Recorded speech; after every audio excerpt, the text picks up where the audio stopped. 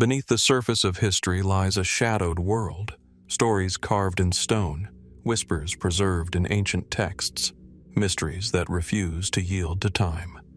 Across deserts, oceans, and forgotten ruins, humanity has stumbled upon traces of something extraordinary.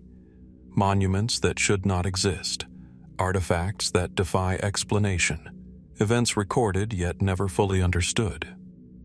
Were these wonders the work of lost civilizations, accidents of nature? Or do they point toward a knowledge we have yet to rediscover? Imagine standing before a structure older than memory itself, its builders unknown, its purpose unclear.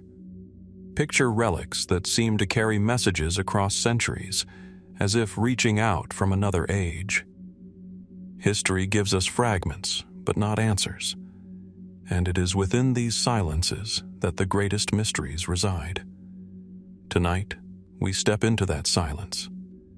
We'll follow the evidence, sift through legends, and confront the unexplainable. So sit back, let curiosity be your guide, and together, let's dive into the unsolved mysteries of history. High in the northern Ural Mountains, where icy winds sweep across barren ridges and forests stand like silent sentinels, lies a desolate place known today as the Dyatlov Pass. The landscape is stark, almost otherworldly, endless snow stretching across jagged peaks, the silence broken only by the howl of the wind. It is a place that feels untouched by time, where nature holds both beauty and a quiet menace.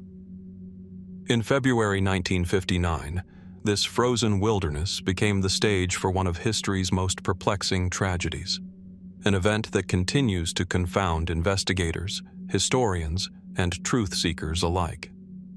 9 experienced hikers from the Ural Polytechnic Institute set out on what should have been a challenging but achievable expedition. Led by Igor Dyatlov, the group carried with them maps, journals, and the optimism of young adventurers determined to conquer the wild. Their goal? To reach Mount Otorten, a name that in the local Mansi language means "don't go there." At the time, such a detail was little more than a curiosity, a reminder of indigenous traditions. But in hindsight, it feels almost like an omen. For days, the hikers moved steadily through snow and forest, documenting their progress in photographs and diaries. Their notes reveal camaraderie, laughter, and the resilience required for a winter trek in one of the most unforgiving regions of the Soviet Union. Nothing in those early entries hinted at the darkness that would follow. On February 1st, the group pitched their tent on the slopes of Kholat Shakal, a name that translates as Mountain of the Dead. Again, perhaps coincidence, or perhaps not. What happened that night remains one of the great unsolved mysteries of the 20th century. When the hikers failed to return, a search party was dispatched. What rescuers discovered shocked even seasoned investigators. The tent was found slashed open from the inside, abandoned in the snow. The belongings of the hikers, boots, coats, food, and equipment, were left neatly inside, as though the group had fled in sudden panic. Scattered across the slope and into the tree line were the bodies of the hikers, discovered in stages over weeks. Some lay barefoot in the snow, others partially dressed, their tracks suggesting they had run into the night without protection against the freezing cold. 2 were found near a small fire under a cedar tree, their hands raw and burned as if they had desperately tried to cling to life. Others were discovered further up the slope, attempting to return to the tent. The last 4, uncovered months later, were buried beneath several feet of snow in a ravine. Their injuries defied explanation. Broken ribs, fractured skulls, and internal damage comparable to a car accident, yet with no external wounds. One was missing her tongue. The Soviet investigation that followed concluded only with a vague statement that the hikers had died due to a compelling natural force. But what exactly that force was has remained elusive. Some theories lean toward the rationale. An avalanche, many suggested, could explain why the hikers cut their way out of the tent and fled in panic. Yet the slope of Kolat was shallow, not typically prone to avalanches. No debris field was found. Others point to katabatic winds, sudden violent gusts that can disorient and terrify, driving even experienced climbers to make fatal decisions. Still, this does not account for the severe injuries of the last 4 victims. Military involvement has also been raised. In 1959, the Soviet Union's Ural region was a hub for weapons testing. Some suggest the hikers may have inadvertently wandered into a restricted zone. Strange burn marks on clothing, traces of radiation on some garments, and reports of bright orbs in the sky during that time feed speculation of secret experiments, or something even stranger. Then there are the theories that drift further from conventional reasoning. Could the group have been attacked? Locals, however, were quickly ruled out, as the Mansi people were not hostile, and the lack of footprints suggested no outsiders had approached. Some whisper about unknown creatures in the mountains, drawing on folklore of spirits that guard sacred lands. Others speak of UFOs, citing eyewitness reports of glowing lights in the sky, unexplained burns, and the eerily precise injuries. The truth, of course, may lie somewhere between the ordinary and the extraordinary. In recent years, computer models have revisited the avalanche theory, showing how a small, delayed slab of snow might have been enough to force the hikers to flee, yet leave little trace afterward. But even this explanation struggles to address every detail: the missing tongue, the radiation, the bizarre combination of injuries. And above all, the question of why 9 trained hikers, in the dead of night, abandoned shelter for almost certain death.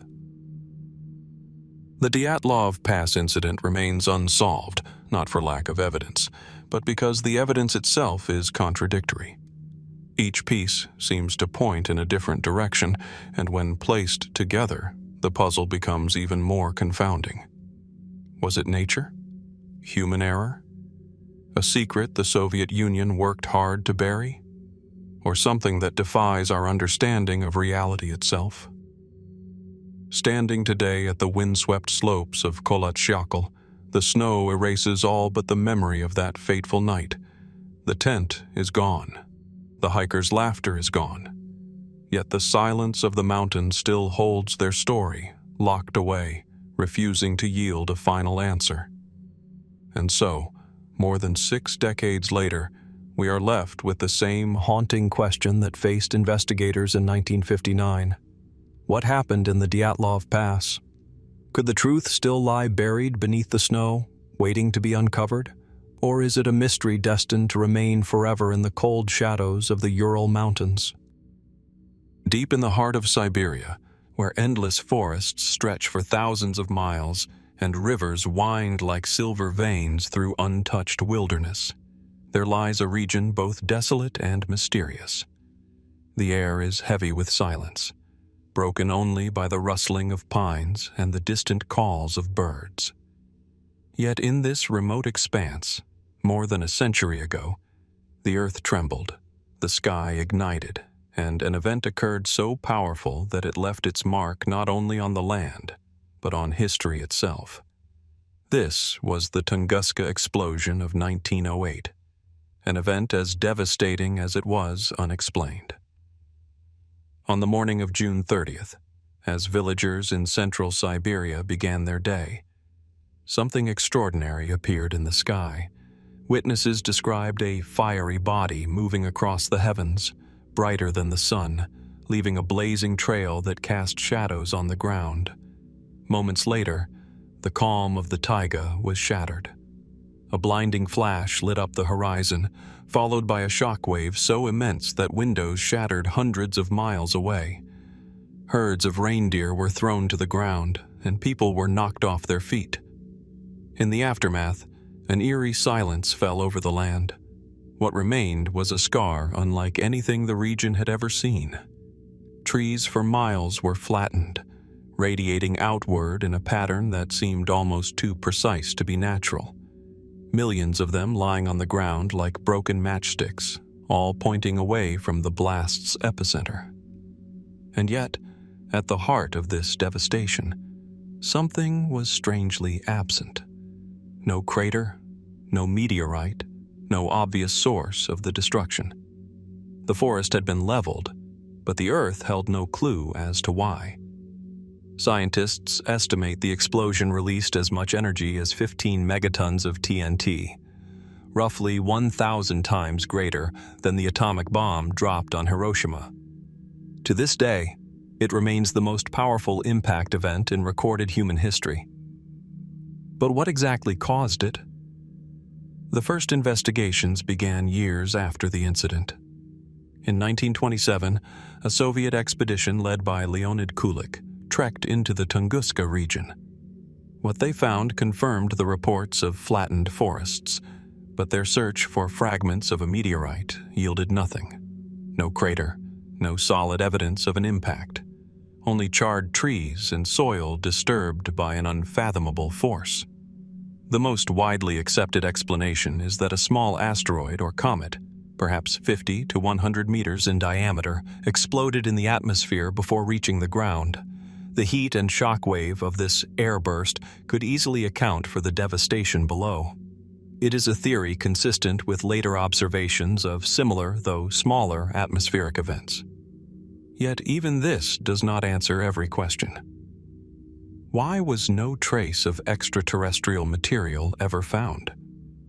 Why does the area show peculiar patterns of growth in the years following, with trees growing faster than normal, as if the soil itself had been altered? Other theories step further from convention. Some suggest the Tunguska event was the result of natural gas erupting from beneath the Earth, igniting in the atmosphere with cataclysmic force. Siberia is known for its vast reserves of methane, and the violent release of such gases could, in theory, mimic an explosion. Still, this hypothesis struggles to account for the eyewitness descriptions of a glowing object streaking across the sky before the blast. Speculation has not stopped at natural causes.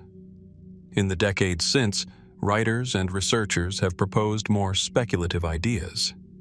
That Tunguska was the crash of an alien spacecraft, or the testing ground of a mysterious technology long before the atomic age began. Some even connect it to theories about Nikola Tesla, suggesting that his experiments with wireless energy transmission could have accidentally unleashed destruction on a scale he never intended. These claims remain firmly in the realm of speculation, but they reflect how difficult it is to accept an event so enormous with so few tangible answers. And then there are the more folkloric interpretations.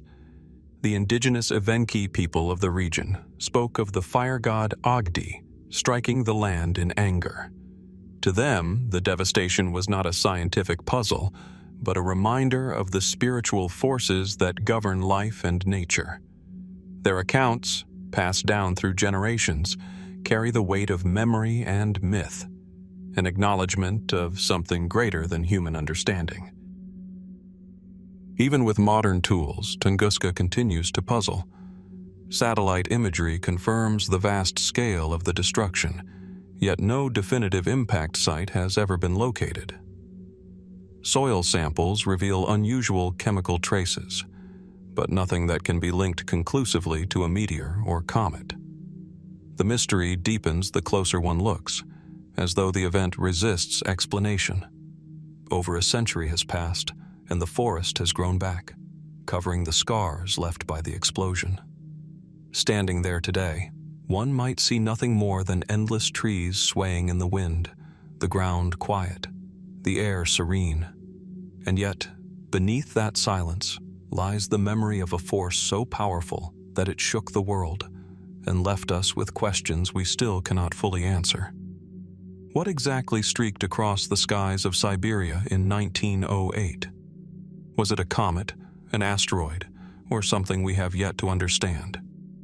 Could it have been a natural disaster written in the language of fire and shock waves? Or was it an event that hints at forces, technologies, or visitors beyond our imagination. The Tunguska Explosion remains one of the greatest unsolved mysteries in modern history. And like the Dyatlov Pass, it reminds us that even in an age of science and reason, the world still holds events that resist explanation. Phenomena that leave us wondering, even now, what secrets might still lie hidden in the shadows of our past. The rugged shores of Gallipoli are steeped in history, cliffs rising sharply above the sea, narrow beaches where waves still crash as if echoing the footsteps of soldiers long gone. The landscape, windswept and unyielding, witnessed some of the bloodiest fighting of the First World War. Here, in 1915, armies clashed in a brutal campaign that left tens of thousands dead.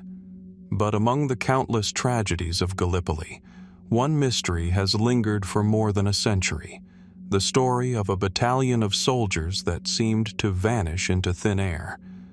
The tale begins with the 1st Battalion of the Norfolk Regiment, a unit from Britain often remembered as the Sandringham Company, composed in part of men who worked on the royal estate of King George V.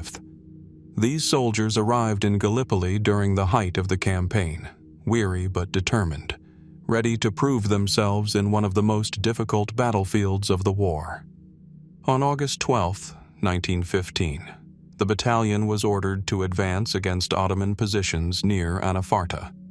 The heat was oppressive, the terrain harsh, and the enemy well dug in. Witnesses later reported seeing the Norfolk men press forward through thick gunfire, pushing deeper into the landscape of ravines and scrub. But as the hours passed, something extraordinary and unsettling was noticed. According to testimonies from Allied soldiers, the battalion marched into a patch of low-lying ground shrouded in a strange mist or cloud. It was unlike the usual haze of smoke and dust from battle.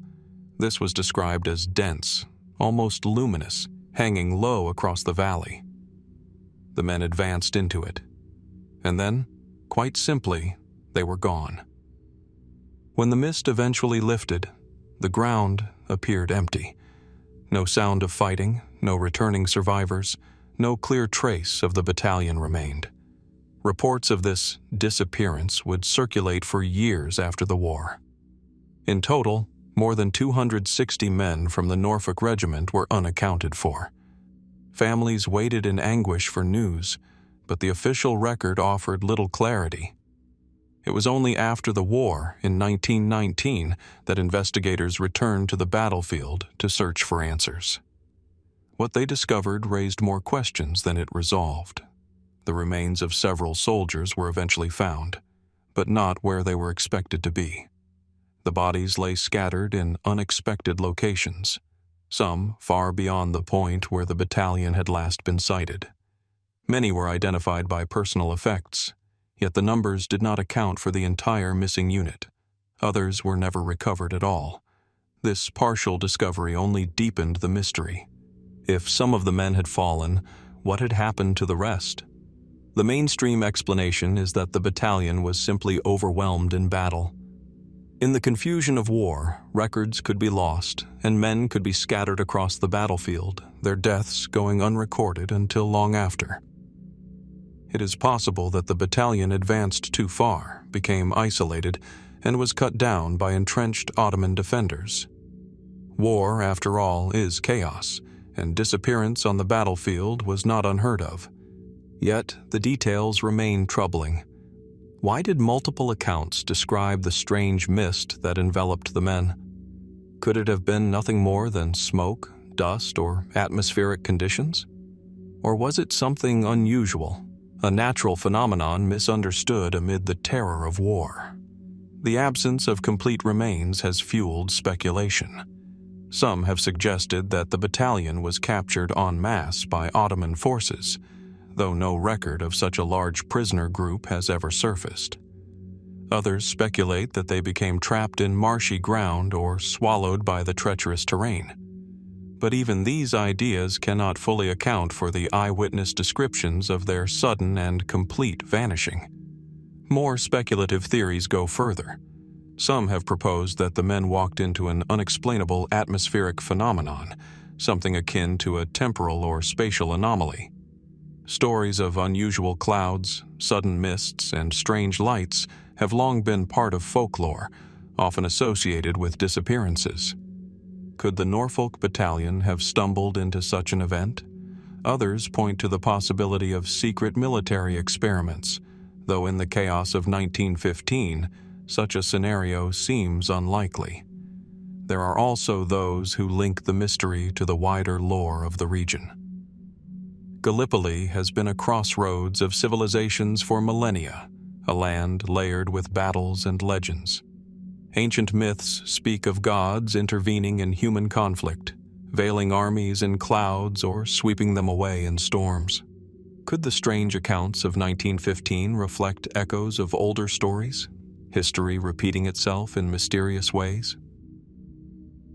Whatever the explanation, the fate of the Norfolk Regiment has never been fully clarified. The official narrative of their destruction in battle coexists uneasily with the eyewitness accounts that describe something far stranger. Families of the missing men were left with only fragments of information, their grief compounded by uncertainty. Even now, the story continues to circulate, straddling the line between history and legend. As one stands today on the windswept ridges of Gallipoli, the silence of the landscape seems heavy, as if it still carries the memory of the men who marched into the mist and never returned. The ground is marked by memorials, the names of the missing inscribed in stone, but their final story remains untold. Was the disappearance of the Norfolk Regiment simply a tragic confusion of war, lost to the fog of battle? Or did something occur on that August day that lies beyond the boundaries of conventional explanation? The mists of Gallipoli still hang in the imagination, reminding us that even in the age of modern warfare, mysteries endure, silences in history that no record, no discovery has yet been able to resolve. The vast expanse of the Atlantic stretches endlessly toward the horizon, its waters shifting from deep indigo to shimmering silver under the Florida sun. To those who navigate the skies and seas here, it is a place of both beauty and treachery. Sudden storms rise from calm skies, compasses spin without warning, and the ocean itself can seem to swallow without trace. It is in this very region, now infamous as part of the so-called Bermuda Triangle, that one of aviation's greatest mysteries took place: the disappearance of Flight 19 in December 1945. It began as a routine training mission. 5 U.S. Navy Avenger torpedo bombers took off from Fort Lauderdale on the afternoon of December 5th. The flight was led by an experienced instructor, Lieutenant Charles Taylor, with 4 other crews of young trainees. Their task was straightforward: a navigation exercise out over the Atlantic and back again. Weather conditions were fair, their aircraft well maintained. No one suspected that this mission would end in one of the most baffling vanishings in modern history. At first, radio communication was normal, but not long after they reached the open sea, problems emerged. Taylor's voice came across the radio, uncertain. He reported that his compass was malfunctioning, that he could no longer determine direction. "We can't tell where we are," he said. His students, relying on his guidance, circled in confusion. As the hours passed, their transmissions grew increasingly desperate. "Everything looks strange," one of them reported. "Even the ocean doesn't look as it should." Ground control urged them to fly west, back toward the Florida coast. But Taylor, convinced they were over the Florida Keys, believed that turning west would send them deeper into the Gulf of Mexico. In reality, it seems likely that they were far to the east, out over the Atlantic, where the setting sun and overcast skies disoriented them further. Darkness fell. Fuel began to run low. Their final transmissions suggested the crews were preparing to ditch their planes into the ocean. Then, silence. The Navy launched an immediate search. Over 300 aircraft and dozens of ships combed the seas in what became one of the largest rescue operations of the era.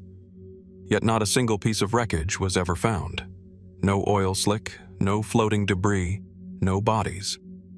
To compound the tragedy, one of the search planes, a massive PBM Mariner with 13 men aboard, also vanished without a trace during the operation. In the span of a single day, 6 aircraft and nearly 30 men were gone. The official Navy report concluded that Flight 19 had likely become lost, run out of fuel, and crashed into the sea. Currents and weather might have scattered or swallowed the wreckage, leaving nothing behind. It is the simplest explanation, and yet it does not account for everything. Why did all 5 planes vanish without so much as a fragment washing ashore? How could a search plane, designed for long patrols over open ocean, also disappear without evidence? As with other great mysteries, speculation soon took hold. Some point to environmental explanations. The waters of the Atlantic in this region are treacherous, with strong currents, sudden storms, and powerful downbursts of wind. The seabed is also unusual, with deep trenches and shifting sands that can quickly conceal wreckage. Perhaps the ocean simply swallowed Flight 19 whole. Others have suggested magnetic anomalies. The Bermuda Triangle, as it came to be called, is often associated with tales of compasses failing, of instruments spinning wildly. Could the navigational issues Taylor reported have been caused by such a phenomenon? If so, what natural forces lie hidden in this stretch of ocean? From there, theories become more speculative. Some claim Flight 19 fell victim to secret military testing, whether of advanced weapons or experimental technologies kept hidden from the public.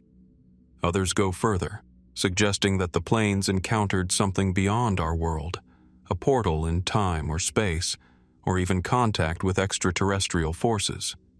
These ideas remain speculative, but they reflect the depth of uncertainty that surrounds the case. Eyewitnesses at the time added further intrigue. Several individuals reported strange lights in the sky over the Atlantic on the very day the squadron disappeared. Were these flares, reflections, or something unexplained? Decades later, divers and explorers have searched the seafloor for the wreckage of Flight 19, but nothing definitively linked to the missing planes has ever been recovered. And so the mystery endures. Were these young men simply lost to the unforgiving sea, victims of human error and natural forces? Or did they stumble into something far stranger, an atmospheric phenomenon, a distortion in navigation, or an event that defies the boundaries of what we understand? Today, when one looks out over the calm blue waters off Florida's coast, it is difficult to imagine the fear and confusion that must have filled the skies on that December afternoon. The waves conceal whatever truths remain. Families of the lost men never received closure, only the silence of the ocean in place of answers. The disappearance of Flight 19 reminds us of the limits of human certainty. Even in the modern age of aviation, with instruments and technology to guide us, mysteries remain. Could the ocean still be holding the final chapter of this story, hidden deep in its vast and shifting depths? Or does Flight 19 belong to that small but haunting category of events that resist explanation, destined to remain an enigma forever drifting just beyond our reach? The Atlantic Ocean stretches endlessly under a cold, indifferent sky, waves rolling in silent rhythm against the hulls of ships that dare to traverse it.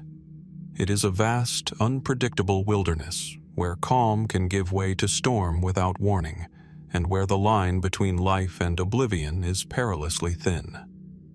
In December of 1872, a small American merchant brigantine named the Mary Celeste would become one of history's most enduring maritime enigmas.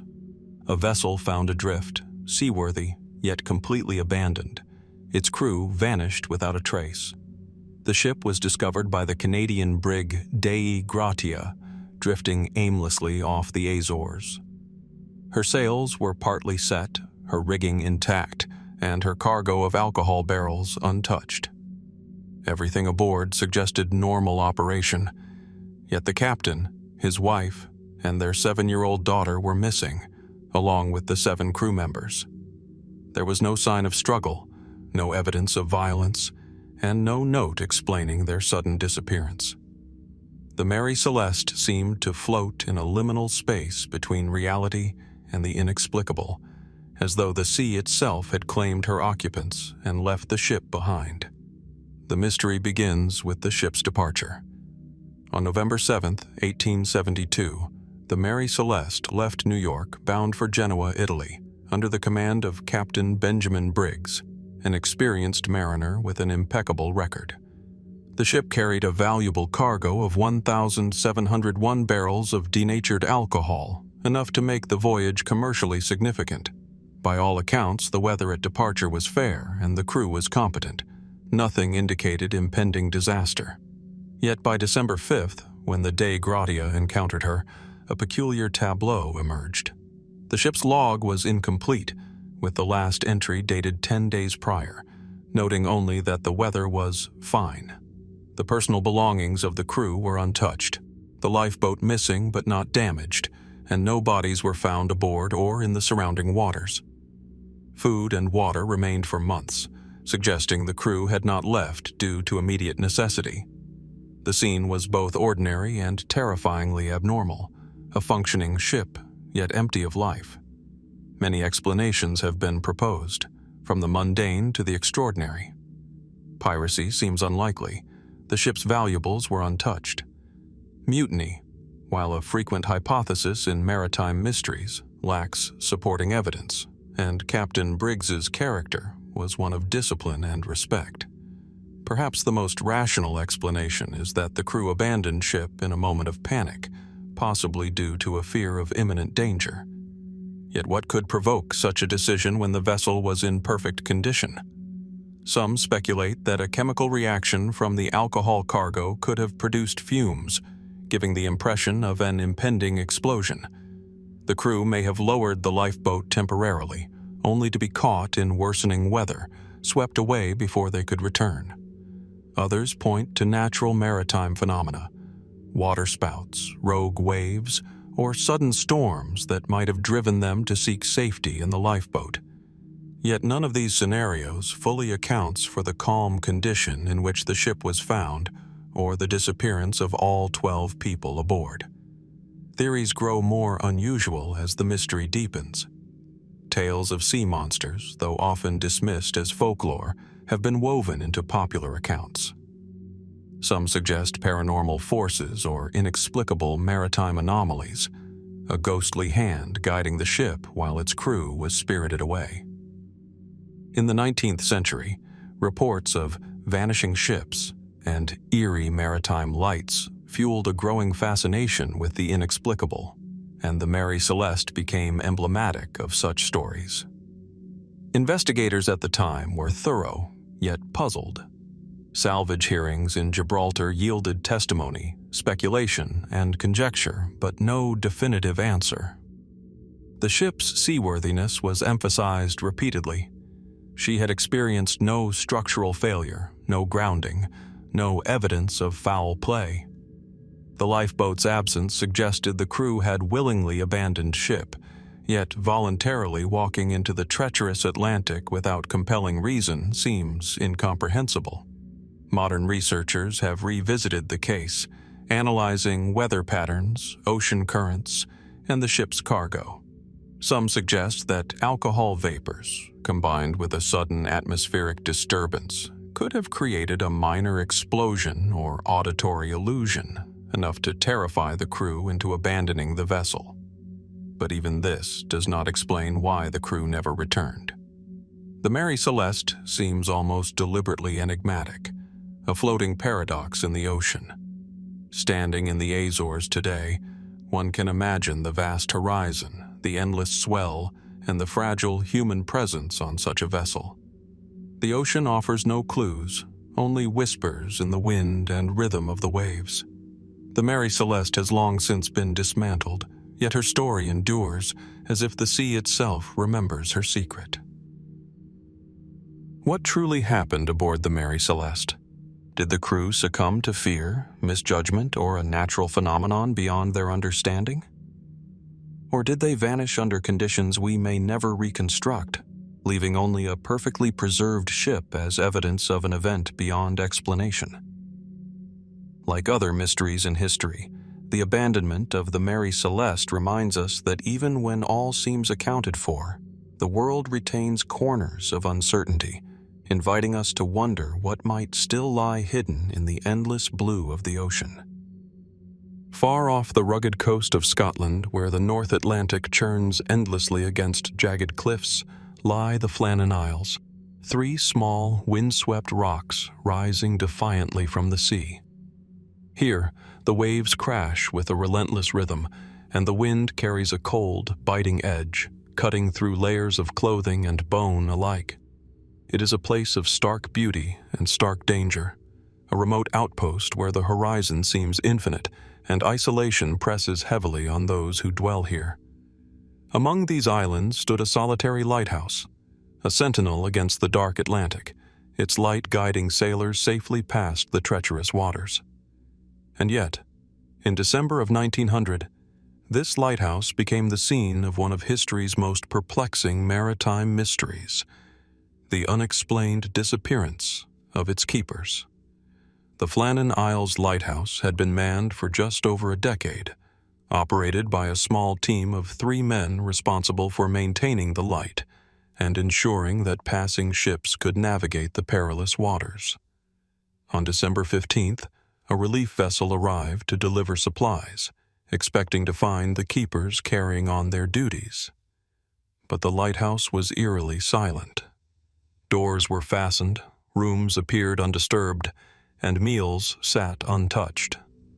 The 3 men, James Ducat, Thomas Marshall, and Donald MacArthur, had vanished without a trace. Inside the lighthouse, the scene was strange, yet orderly. Beds were made, clocks continued to tick, and personal effects remained in place. A chair had been overturned, and one of the lamps was found disassembled, as if maintenance had been interrupted. The logbook contained the last entry dated December 15th, cryptically noting that severe storms had been battering the island. But there was no indication of panic or warning. It was as though the men had stepped outside and simply vanished into the wind. The investigation that followed highlighted both the dangers and the mysteries of life on the Flannan Isles. The lighthouse stood atop cliffs battered by powerful waves, and sudden storms could sweep across the rocks with deadly force. Some surmised that the men might have been caught while inspecting the island or securing equipment, swept away by a rogue wave or trapped in a crevice. Yet the absence of any bodies, even after exhaustive searches, challenges this explanation. Could all 3 men have been lost simultaneously in such a way that no evidence remained? Other explanations point to the human psyche under extreme isolation. Life on the Flannan Isles was monotonous and solitary, punctuated only by the rhythm of maintenance and the occasional arrival of supply ships. Could the men have been driven to leave the lighthouse in confusion, perhaps disoriented by the storm and the relentless roar of the sea? Yet again, the question lingers. If fear or madness prompted them to step outside, why did none survive or leave a trace? More speculative theories have emerged over the decades.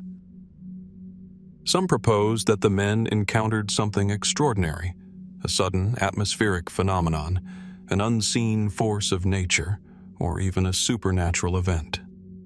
Folklore in the region is rich with tales of spirits, sea gods, and other entities that guard the cliffs and waters. Could the disappearance be a rare intersection of human vulnerability and inexplicable natural forces? Even fringe theories have found a place in the narrative. Some suggest alien involvement, though such ideas lack evidence beyond speculation. Others hypothesize secret military activity or experimental devices, though again, nothing has substantiated these claims. Still, the fact remains. 3 experienced men, familiar with the perils of their environment, vanished completely, leaving behind only an empty lighthouse and the echo of unanswered questions. The lighthouse itself stands as a silent witness to the mystery. Weathered stone walls, salt-streaked windows, and the rotating beam of light all speak to the endurance of human effort against a relentless environment. Yet even as the light continues its vigilant sweep over the waters, the fate of the keepers remains obscured. Each year, historians, writers, and curious visitors are drawn to the story, captivated by the starkness of the disappearance and the emptiness it left behind. What makes the Flannan Isles' disappearance particularly haunting is not only the lack of physical evidence, but the complete absence of explanation. There were no distress signals, no signs of struggle beyond the minor disarray inside the lighthouse, no witnesses to their final moments. Theories abound, yet none satisfy the human need for closure.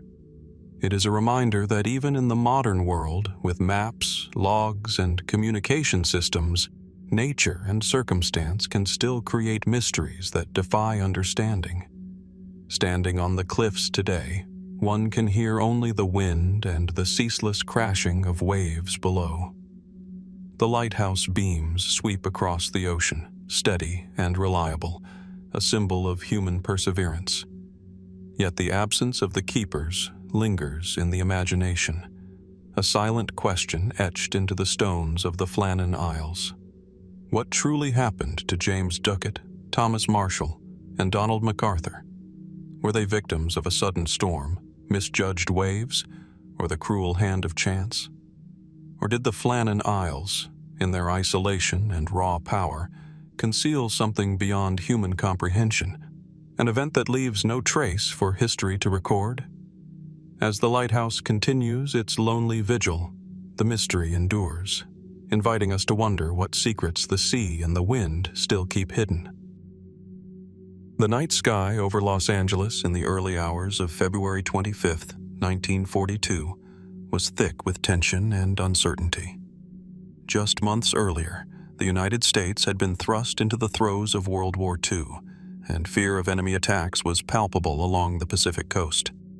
The city, usually alive with the hum of traffic and the glow of neon lights, was shrouded in darkness under strict blackout orders. Yet on that fateful night, the calm of wartime vigilance would erupt into a spectacle both terrifying and inexplicable, the event that would come to be known as the Battle of Los Angeles. It began with a single alert. Air raid sirens wailed across the city, piercing the quiet as residents were urged to seek shelter. Spotlights pierced the sky, sweeping across clouds and the horizon, searching for unseen intruders. Anti-aircraft guns bristled along the coast, their barrels trained on invisible targets. For nearly 2 hours, a barrage of fire filled the night, thousands of shells arcing through the darkness, some exploding mid-air, showering sparks across the city. Residents described the scene with disbelief. Glowing objects hovering in the sky, erratic movements among the clouds, shadows that seemed almost alive. Yet, when dawn broke, no evidence of enemy aircraft was found. No wreckage, no bodies, no explanation beyond the chaos of fear. The official Navy and Army reports offered a pragmatic explanation. Nerves and tension had sparked mass hysteria. Weather balloons, drifting high above the city, may have been mistaken for enemy planes, and flares and clouds distorted perception. Anti-aircraft fire, reflecting off clouds, could create the illusion of movement, leading spotters to believe a fleet of aircraft was approaching. In the fog of wartime anxiety, even the most ordinary events could assume extraordinary proportions. Yet, for many, these explanations leave as many questions as answers. Photographs taken that night show glowing objects caught in searchlight beams, some moving in ways inconsistent with known aircraft of the era. Eyewitnesses described shapes bigger than any plane, with lights that changed direction abruptly, darting in ways that defied conventional flight. How could such observations arise purely from mass hysteria or misidentified flares? And if the night was only a series of mistaken sightings, why did the military expend so many shells? And why did the alert escalate to the level of full-scale anti-aircraft engagement? Speculation has flourished in the decades since. Some have suggested that unidentified flying objects were indeed present, a possibility that feeds both fascination and skepticism. Could the glowing forms in the sky have been something beyond human design, observing the city from above? Others argue that experimental aircraft, top-secret prototypes, or early attempts at radar testing could have contributed to the confusion. The records of the time remain incomplete, leaving a gap into which imagination naturally pours. Even contemporary military analyses struggle to fully reconstruct the night. The reports of sound, light, and movement are inconsistent, even among trained personnel. Pilots who flew reconnaissance missions in the following days reported no anomalies, yet the photographic and eyewitness records remain, stubbornly resistant to full explanation. The Battle of Los Angeles sits at the intersection of documented history and the unexplained, a moment when collective perception and extraordinary circumstance collided, leaving only questions in their wake. The context of the time deepens the intrigue. Just 2 months after the attack on Pearl Harbor, the nation was on edge. Rumors of Japanese aircraft carriers off the coast circulated widely, and newspapers published accounts of enemy activity that may have primed the population and military for panic. Could the events of that night have been a psychological echo of real fears, amplified by the tension of war? Or does the persistence of eyewitness testimony for unusual objects suggest that something truly anomalous occurred, defying the ordinary explanations offered by authorities? Photographs taken during the engagement capture a scene at once familiar and enigmatic. Searchlights slicing the clouds, anti-aircraft shells leaving trails of fire and smoke, and mysterious glowing forms in the sky. These images, grainy and partial, allow room for interpretation. To some, they are evidence of simple chaos. To others, they hint at phenomena the military could not identify or control. Decades later, the Battle of Los Angeles continues to be studied, analyzed, and debated. Historians comb military archives, meteorologists examine atmospheric conditions, and UFO researchers weigh the testimony of those who lived through the night. Yet none have arrived at a definitive answer. The city itself has moved on, but the night remains, frozen in photographs and memory, a moment when the boundaries between fear, perception, and the unexplained blurred. Looking back from today, it is easy to imagine standing on the rooftops of Los Angeles, the cold wind biting, searchlights scanning the clouds, and the sound of anti-aircraft fire cracking across the night. What did those who looked up see? Were they witnessing the misperceptions of a city under stress, or glimpsing something more extraordinary, a fleeting window into the unknown? The Battle of Los Angeles reminds us that even in the modern era, when technology promises clarity and control, there are moments that elude understanding. Events where human perception, atmospheric conditions, and extraordinary circumstance intertwine, leaving only fragments of evidence and enduring questions. What truly took place that night over Los Angeles? Was it the product of fear and misperception, or did the skies hold something that history has yet to fully reveal? The mystery endures, suspended like the searchlights that once cut through the darkness, inviting us to wonder what might still linger just beyond our grasp. The waters of the Delaware River glimmer under a cold winter sun, reflecting the looming docks and steel hulks of Philadelphia's naval yard. In 1943, this city was a hive of wartime activity, ships being repaired, outfitted, and dispatched to the Atlantic in the struggle against Axis forces. Yet amid the routine of shipbuilding and naval logistics, One vessel became the focus of stories that would blur the line between science and the inexplicable. The USS Eldridge. According to legend, this destroyer escort was the subject of an experiment so extraordinary that it would become known as the Philadelphia Experiment, a tale that has endured for decades, intriguing skeptics and believers alike. The story begins with reports from sailors and civilians who claim that, on a night in October 1943, the Eldridge underwent a test of invisibility technology designed to shield the ship from enemy radar.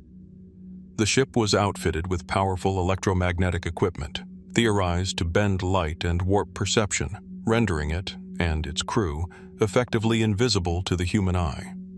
According to accounts, observers witnessed the ship vanish from sight entirely, only to reappear minutes later at a distant location along the coast, seemingly transported instantaneously.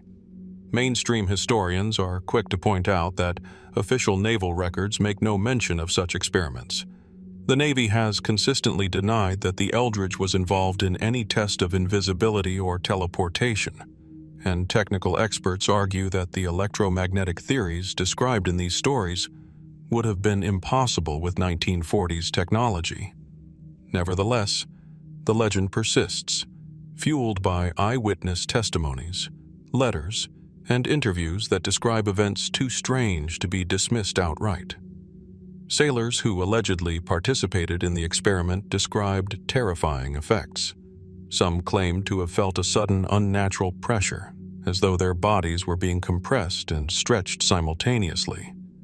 Others spoke of intense nausea, disorientation, and even hallucinations. In the most extreme accounts, some crew members were said to have become fused with the ship's structure, their bodies partially materializing inside bulkheads, only to be removed through procedures not documented in any medical or military record. These claims, while extraordinary, are difficult to verify, yet they form the core of the Philadelphia experiment narrative. The theories that have arisen to explain the alleged events range from the plausible to the extraordinary. Some suggest that the experiment was simply a radar invisibility test, a project involving electromagnetic fields designed to reduce the ship's radar signature rather than its visual appearance. Others propose that psychological stress combined with wartime rumors created a collective hallucination that evolved into legend. Yet the consistency of certain accounts across decades and from independent sources challenges the idea that the story is purely fabricated. More speculative theories delve into realms of science that border on the fantastic.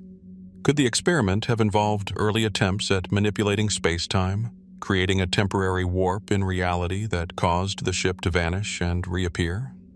Some suggest that the Philadelphia experiment might have inadvertently opened a doorway to another dimension, an event that would explain reports of missing time, altered perception, and the strange afflictions described by crew members. Others tie the experiment to theories of advanced technology beyond the public record, secret research that anticipated concepts now associated with quantum physics. Even fringe ideas persist. Some theorists link the story to time travel experiments or government testing of technologies so advanced they appear impossible to modern understanding. Could the Eldridge have become a window into something larger, something hidden just beneath the surface of known science? These suggestions remain speculative, yet the narrative has endured, passed down through books, interviews, and popular culture, resisting full debunking or confirmation. The location itself adds to the mystery. The Philadelphia Naval Shipyard, then a bustling hub of wartime production, was heavily secured. Observers would have been limited, and records tightly controlled. If any experiment took place, official documentation could have been classified, destroyed, or never created. This scarcity of evidence allows the legend to grow, feeding the imagination with every retelling. Even today, the story resonates. Visitors to the shipyard, historians, and naval enthusiasts walk the docks imagining the glowing silhouettes of electromagnetic coils, the hum of machinery capable of bending perception, and the anxious faces of sailors caught in an experiment that may have exceeded human understanding. Whether viewed as science fiction, exaggeration, or hidden truth, the Philadelphia experiment serves as a symbol of our fascination with the unknown, the possibility that reality might be more fragile and malleable than we dare to imagine. What truly happened aboard the USS Eldridge in 1943? Was it a misremembered series of events? An experiment in radar technology blown out of proportion by rumor and wartime tension? Or did something more extraordinary occur? A brush with forces that science has yet to fully comprehend? Like the other mysteries we have explored, from vanished lighthouses to disappearing flights, the Philadelphia experiment reminds us that history sometimes holds events that defy explanation. Moments when the boundary between possibility and impossibility blurs, leaving only questions suspended in the shadow of time. And so, as the Delaware waters continue to lap against the shipyard docks and the steel hulls of modern vessels reflect the winter sun, the story of the Eldridge persists, a silent invitation to wonder what secrets remain hidden in the interplay of technology, human curiosity, and the unexplained. What lies beyond the edge of what we understand, and how many stories, like the Philadelphia experiment, remain just out of reach, waiting to be discovered, or perhaps never to be explained at all. The arrival hall at Tokyo's Haneda Airport in 1954 would have appeared ordinary to any traveler of the era. Polished floors reflecting the soft glow of overhead lights, passengers hurrying to baggage claim, and customs officers methodically checking passports. Yet on one autumn day, an event occurred that would etch itself into the annals of unexplained phenomena, a story that, decades later, continues to intrigue, unsettle, and defy conventional explanation. It is the mystery of the man from Taured. The incident began with the routine processing of international arrivals. Among the crowd, a man approached customs with a passport in hand, claiming to be a citizen of a country called Taured. His documents appeared genuine, complete with official stamps and visas, and yet a cursory check revealed something extraordinary. No nation by that name existed. Maps, atlases, and government records made no mention of Taured.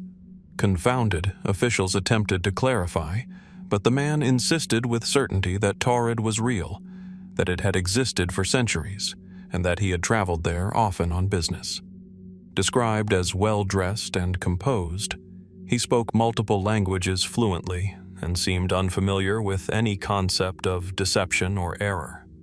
Yet his passport, driver's license, and other identification listed Taured as his country of origin, a place unknown to every official present. When asked to point out Taured on a map, he grew increasingly frustrated, insisting that it was clearly marked, alongside neighboring countries that were recognizable today as part of Europe. Some accounts suggest he even circled a location corresponding to modern-day Andorra, claiming it as part of Taured, though he argued vehemently that it had always been distinct. Authorities decided to detain him overnight while investigations could be conducted. He was placed in a guarded hotel, a temporary holding facility for foreigners, under the supervision of officials who hoped to verify his story. Yet the next morning, he had vanished. All personal effects, passport, wallet, identification, and money, had disappeared as well. The hotel staff reported no signs of forced entry or exit, and surveillance of the surrounding area revealed no clues. It was as if he had simply evaporated into thin air, leaving only the memory of his presence. Mainstream explanations have been proposed, though none fully satisfy the narrative. Some suggest clerical error, miscommunication, or even an elaborate hoax, pointing to a man who may have fabricated a passport and identity to gain entry into Japan. Yet the meticulous details of his documentation, combined with reports of his confident demeanor and knowledge of current events, make this difficult to accept. Others propose psychological phenomena, delusions, dissociative identity, or even a fugue state. But these too fail to explain the existence of multiple authentic-looking documents and the precise insistence on a nation that simply did not exist. More speculative interpretations have captured the imagination of those drawn to the mysterious. Some theorists suggest that the man from Taured may have come from a parallel universe, a timeline slightly different from our own, in which borders and nations diverged from those we recognize today. In this framework, his confusion, and that of the authorities, becomes understandable. He saw a reality coherent to him but incompatible with the maps and records of 1950s Japan. Could it be that his sudden disappearance reflects a return to his own timeline, slipping between dimensions in a moment that defies physics as we understand it? Others speculate that the story is emblematic of a temporal anomaly, a brief fold in the space-time continuum, allowing a visitor from an alternate past or future to appear momentarily in our world. Could the man have been a traveler displaced accidentally, appearing in a place and time where he did not belong? The details of the case, his precise knowledge of geography as he knew it, his documented identification, and his inexplicable vanishing, make these ideas tantalizing, if impossible to verify. Even within conventional science, the incident raises questions. How could someone enter a highly regulated country with a passport from an unrecognized nation, yet leave no trace when detained? How do we account for the documented procedures of customs officers, the overnight observation, and the sudden absence of both man and documents? Each attempt at explanation seems to open as many questions as it resolves. The story persists in the minds of investigators, historians, and enthusiasts because of the intersection between ordinary reality and the utterly extraordinary. A man arrives at an airport, a setting as routine as any, and yet the event challenges the very assumptions of geography, identity, and human perception. The Taured Mystery stands as a reminder that the world we navigate daily, mapped and measured, may not be as fixed as we assume. Today, Haneda Airport continues to bustle with arrivals and departures, passengers moving through customs, unaware that the building itself once bore witness to an event that defied logic. Travelers walk past the same hallways, under the same fluorescent lights, as the man from Taured once did, leaving behind questions that endure long after the memory fades. What truly happened to the man from Taured? Did he invent an elaborate story that coincidentally aligned with the details of an unknown region? Or did he, as some suggest, come from a world just parallel to our own, a timeline overlapping briefly before vanishing from our reality? Like many historical mysteries, the case resists closure, leaving us with an unsettling sense that even the most mundane places, a customs desk, a hotel room, can conceal events that transcend ordinary understanding. And so the tale lingers, suspended in the imagination, inviting us to wonder, if someone from a place that should not exist can appear among us for a fleeting moment, what other truths, hidden and unexplained, might still be waiting to step across the thresholds of our perception? The hills outside Rio de Janeiro rise abruptly from the landscape, their slopes blanketed in thick brush and the quiet of the evening often broken only by the distant call of wildlife. On a summer day in August 1966, these hills became the scene of a discovery so strange it has puzzled investigators and fascinated the curious ever since, a mystery that intertwines human behavior, the unknown, and the inexplicable. It is the case of the lead masks. On August 20th, 2 men were found dead on Morro do Vintém, a hill near the city, lying side by side on the grass. What made the scene extraordinary was not simply the presence of their bodies, but the objects they carried and the conditions surrounding their deaths. Each man wore a lead eye mask, the type used to shield against intense light. Beside them were waterproof coats, a notebook containing cryptic instructions, and a small amount of water. Their clothing and equipment suggested preparation, intention, yet no signs of struggle or violence were evident. The men appeared to have died peacefully, or at least without the chaos one might expect from a violent end. The notebook added another layer of intrigue. Scrawled instructions referenced precise times, preparation of capsules, and actions to be taken at specific moments. Authorities could not decipher the exact meaning, though it was clear the men had been following a plan. Medical examination revealed no trauma. Toxicology indicated no poison or external chemical agents that might explain death. The bodies seemed almost frozen in a deliberate tableau, their positions and attire hinting at ritual, experiment, or something beyond ordinary comprehension. Initial theories considered the possibility of suicide, or perhaps accidental death during some esoteric experiment. Yet the peculiar combination of lead masks, waterproof clothing, and meticulous instructions defied conventional explanation. Why would two men don heavy lead masks in a remote hillside at a specific time, only to die without apparent cause? And what role did the capsules mentioned in the notebook play, if any? Authorities found themselves confronting a puzzle with no logical solution. Some investigators have suggested the men were attempting an experiment related to spiritualism or psychic phenomena, perhaps influenced by the growing interest in extraterrestrial contact and mind-altering research during the 1960s. The precise timing, the use of protective eye gear, and the measured preparation could point to an attempt at observing or interacting with a phenomenon invisible to ordinary perception. Were they attempting to witness a celestial or otherworldly event, shielded from light or energy that might interfere with their senses? Others have proposed scientific experimentation. Could the men have been testing some unknown chemical or physical reaction, using the lead masks to protect themselves from radiation or bright flashes? If so, what forces could have caused death without leaving detectable traces in their bodies? The absence of injury, coupled with the cryptic instructions, fuels a tension between mundane science and the unexplained, suggesting that whatever occurred defies conventional understanding. More speculative theories have intertwined the lead masks case with ideas of extraterrestrial influence or contact.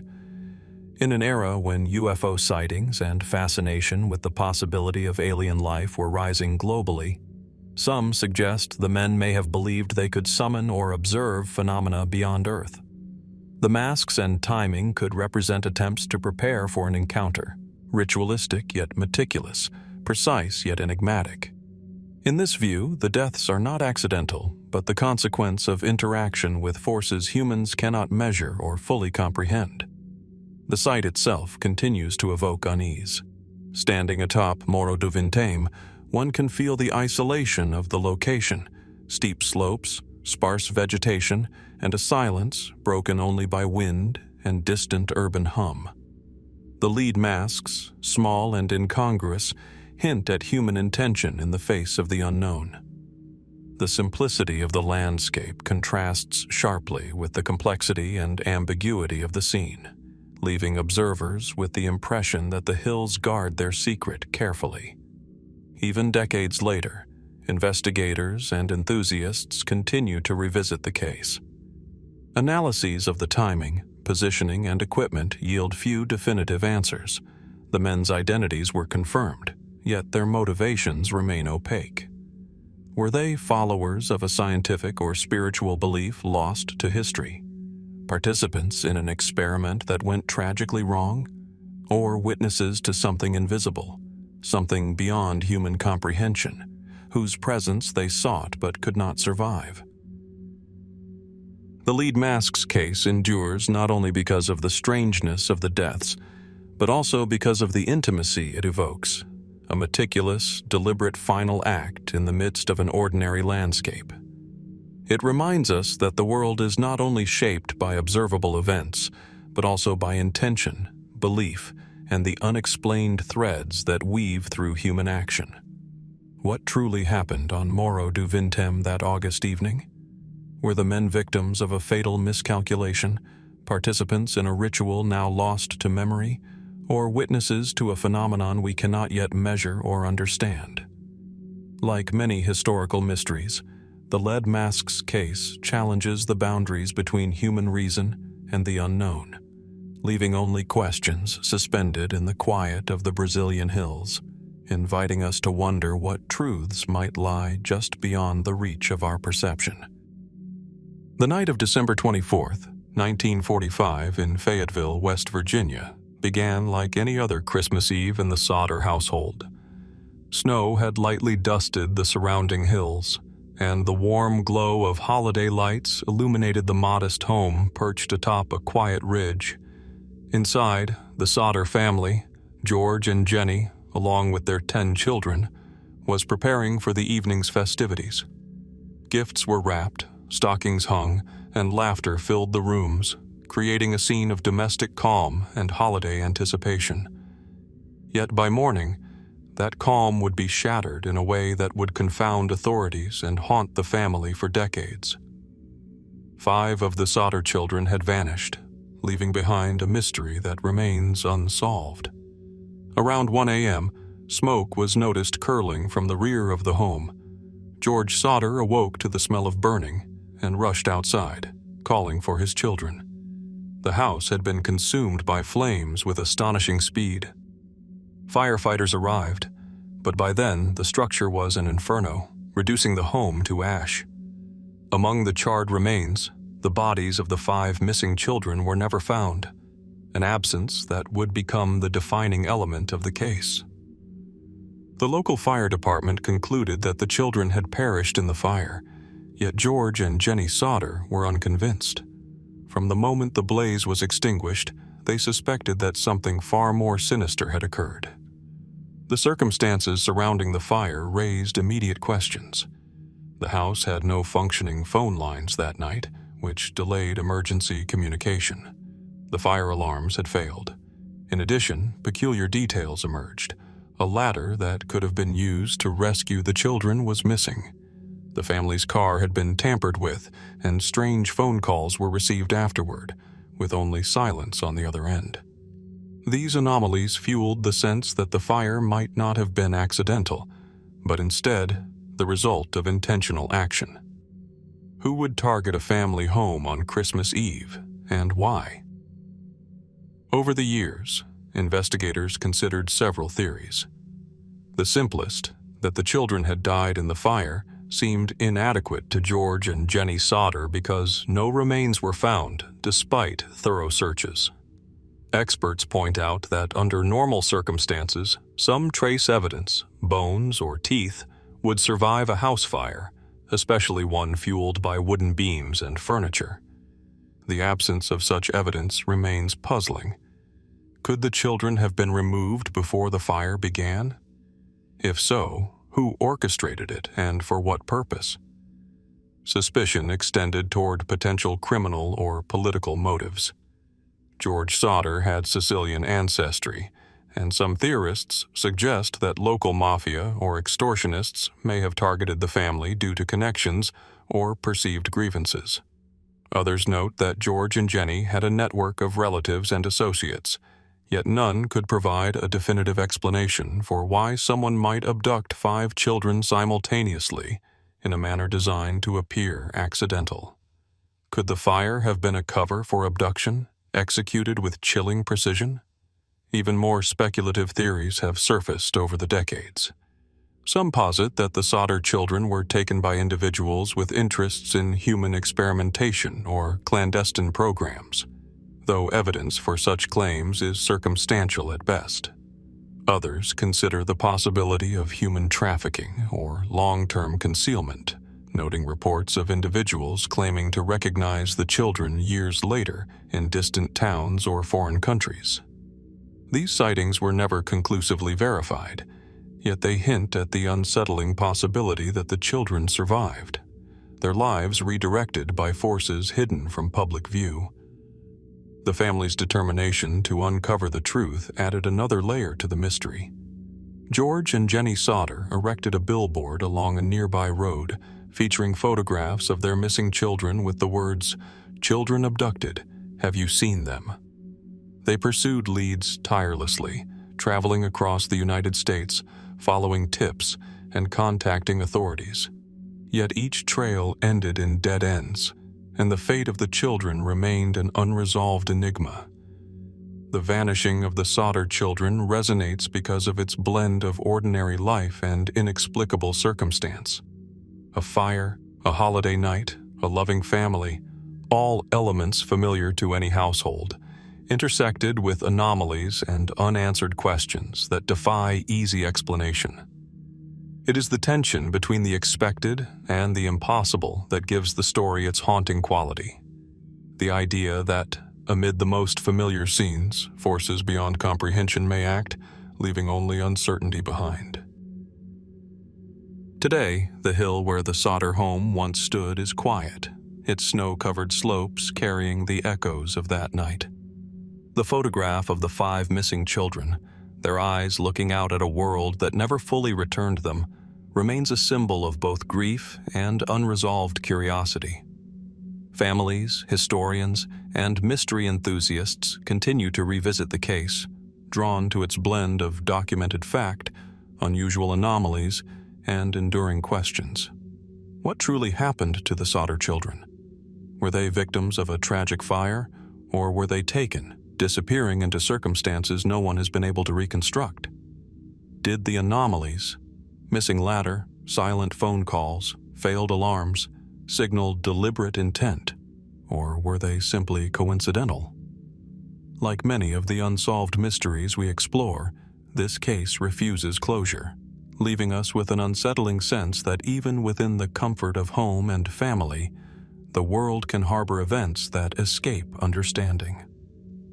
As the decades pass, the story of the Sodder children persists, not only as a historical anomaly, but as a reminder that disappearance can occur in the most ordinary of circumstances, leaving traces only in memory, speculation, and unanswered questions. And so, the mystery endures, inviting us to wonder.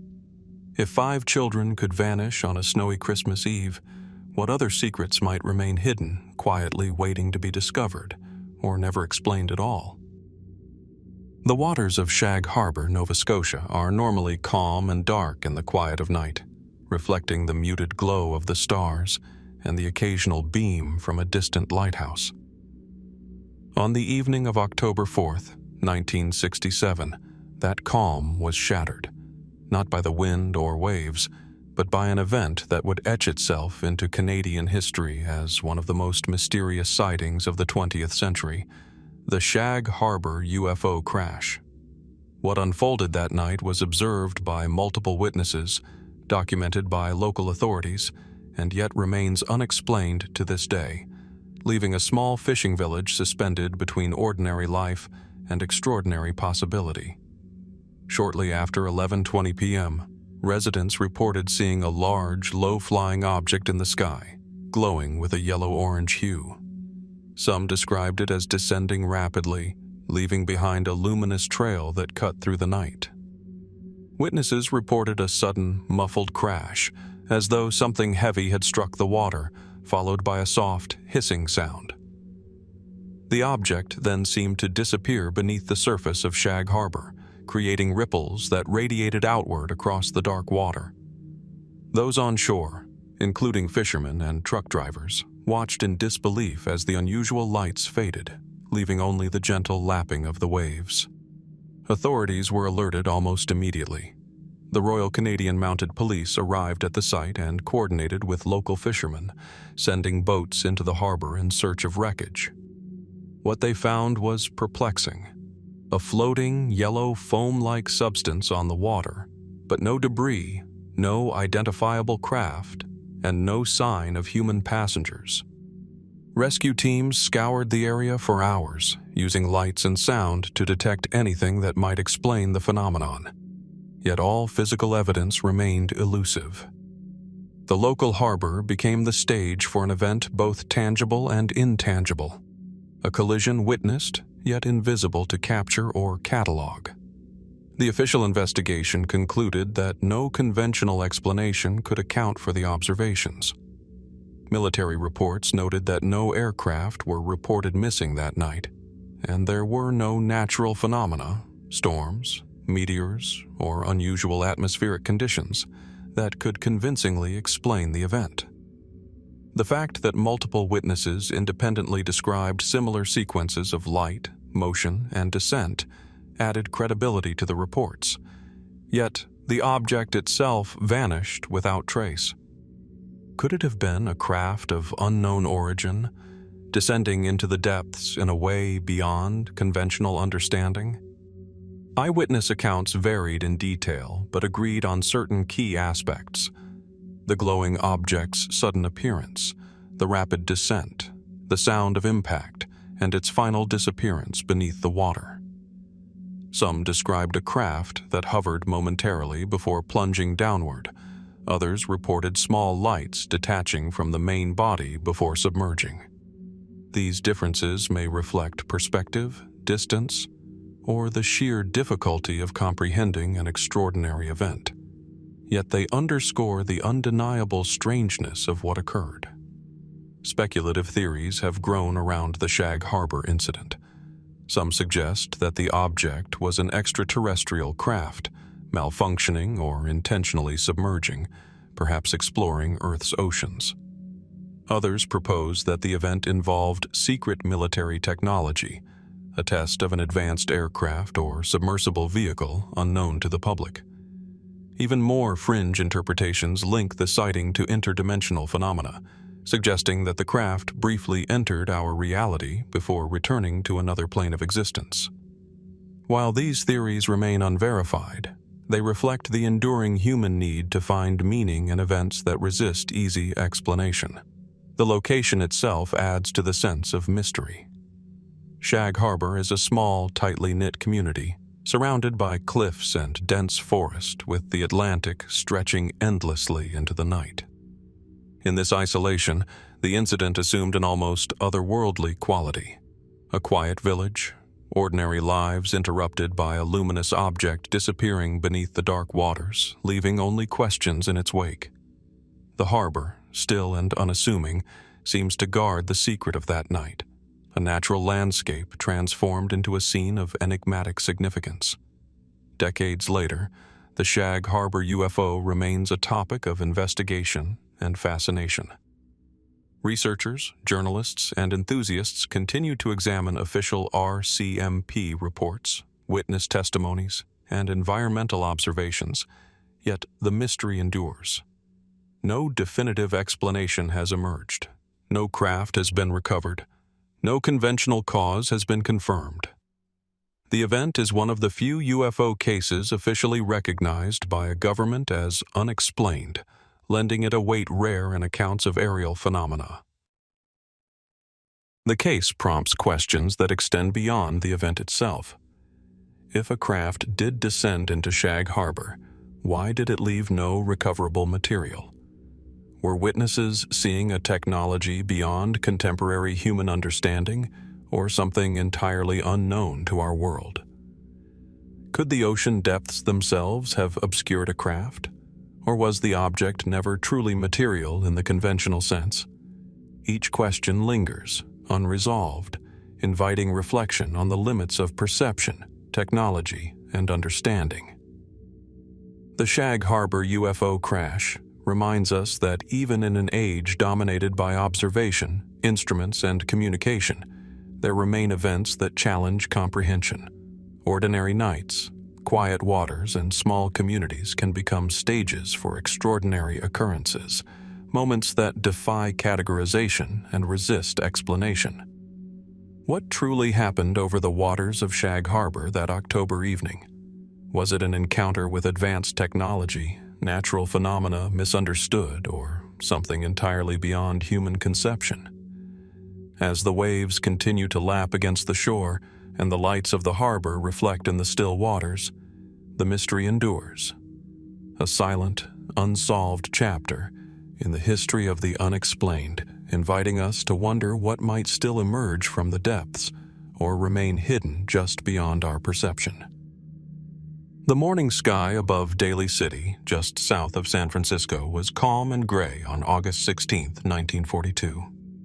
A gentle fog rolled in from the Pacific, softening the outlines of the hills and blurring the boundary between land and sky.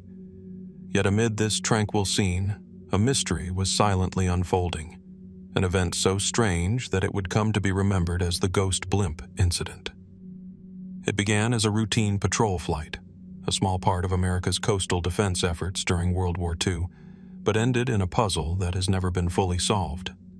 The airship in question was the L-8, a Navy blimp assigned to patrol the Pacific coastline, searching for enemy submarines that might threaten shipping lanes.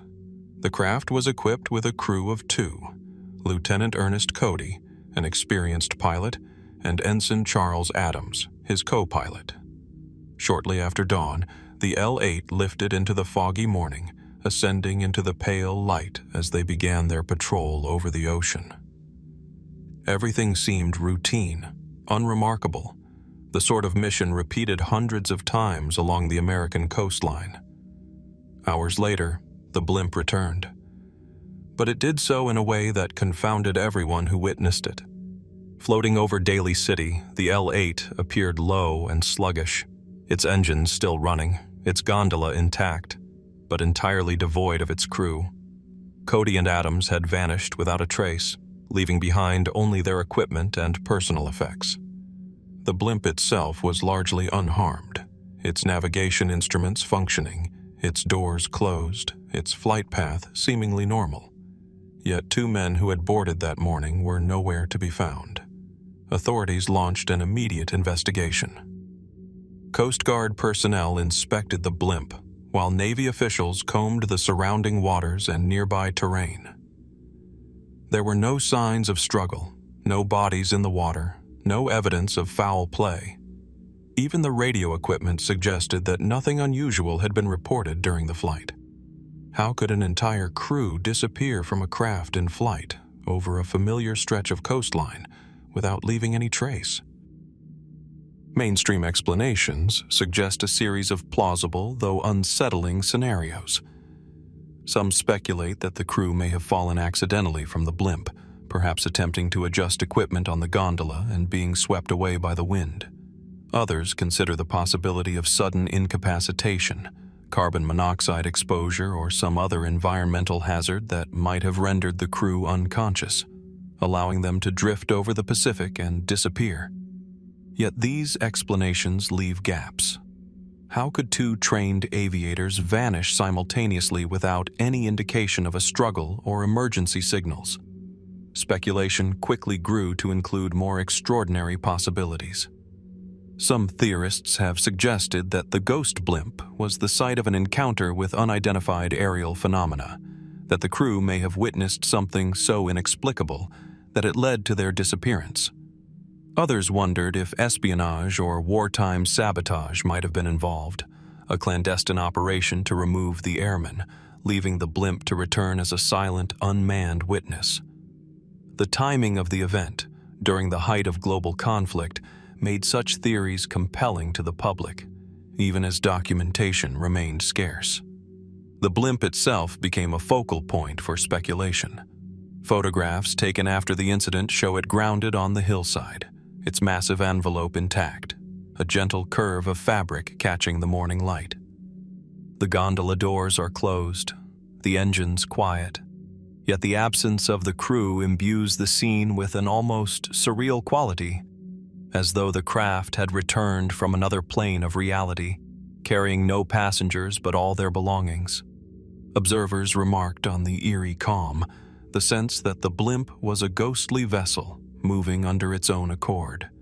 Even contemporary analysis struggles to reconcile the facts. The L-8's flight path, instrument readings, and the condition of the airship all suggest that nothing catastrophic occurred.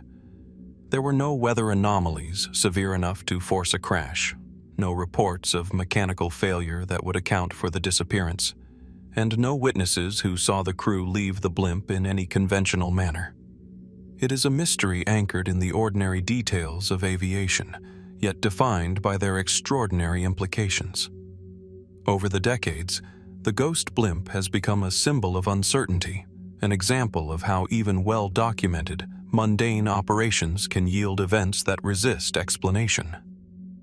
Historians, aviation enthusiasts, and mystery seekers continue to revisit the case, combing through Navy records, eyewitness accounts, and weather reports, yet no consensus emerges. Every theory leaves room for doubt. Every scenario fails to account for the entirety of the circumstances.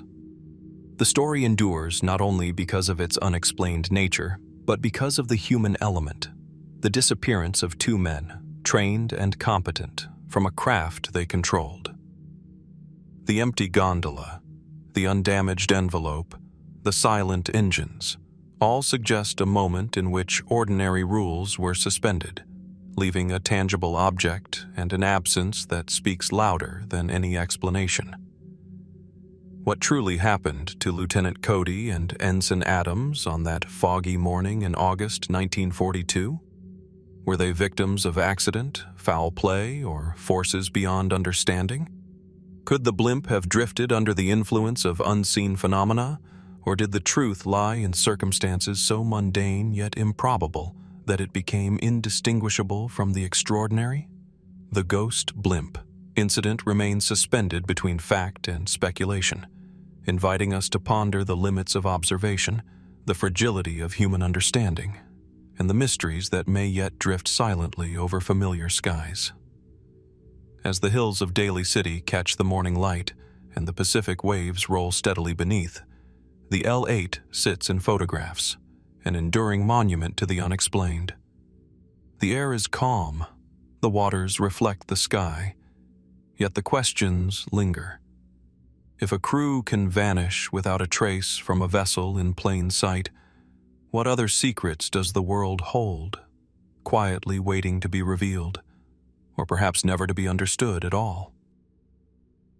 In the autumn of 1896, the skies above the American Midwest and the East Coast were filled not with clouds or birds, but with speculation, fear, and the glowing outlines of objects that no one could readily explain.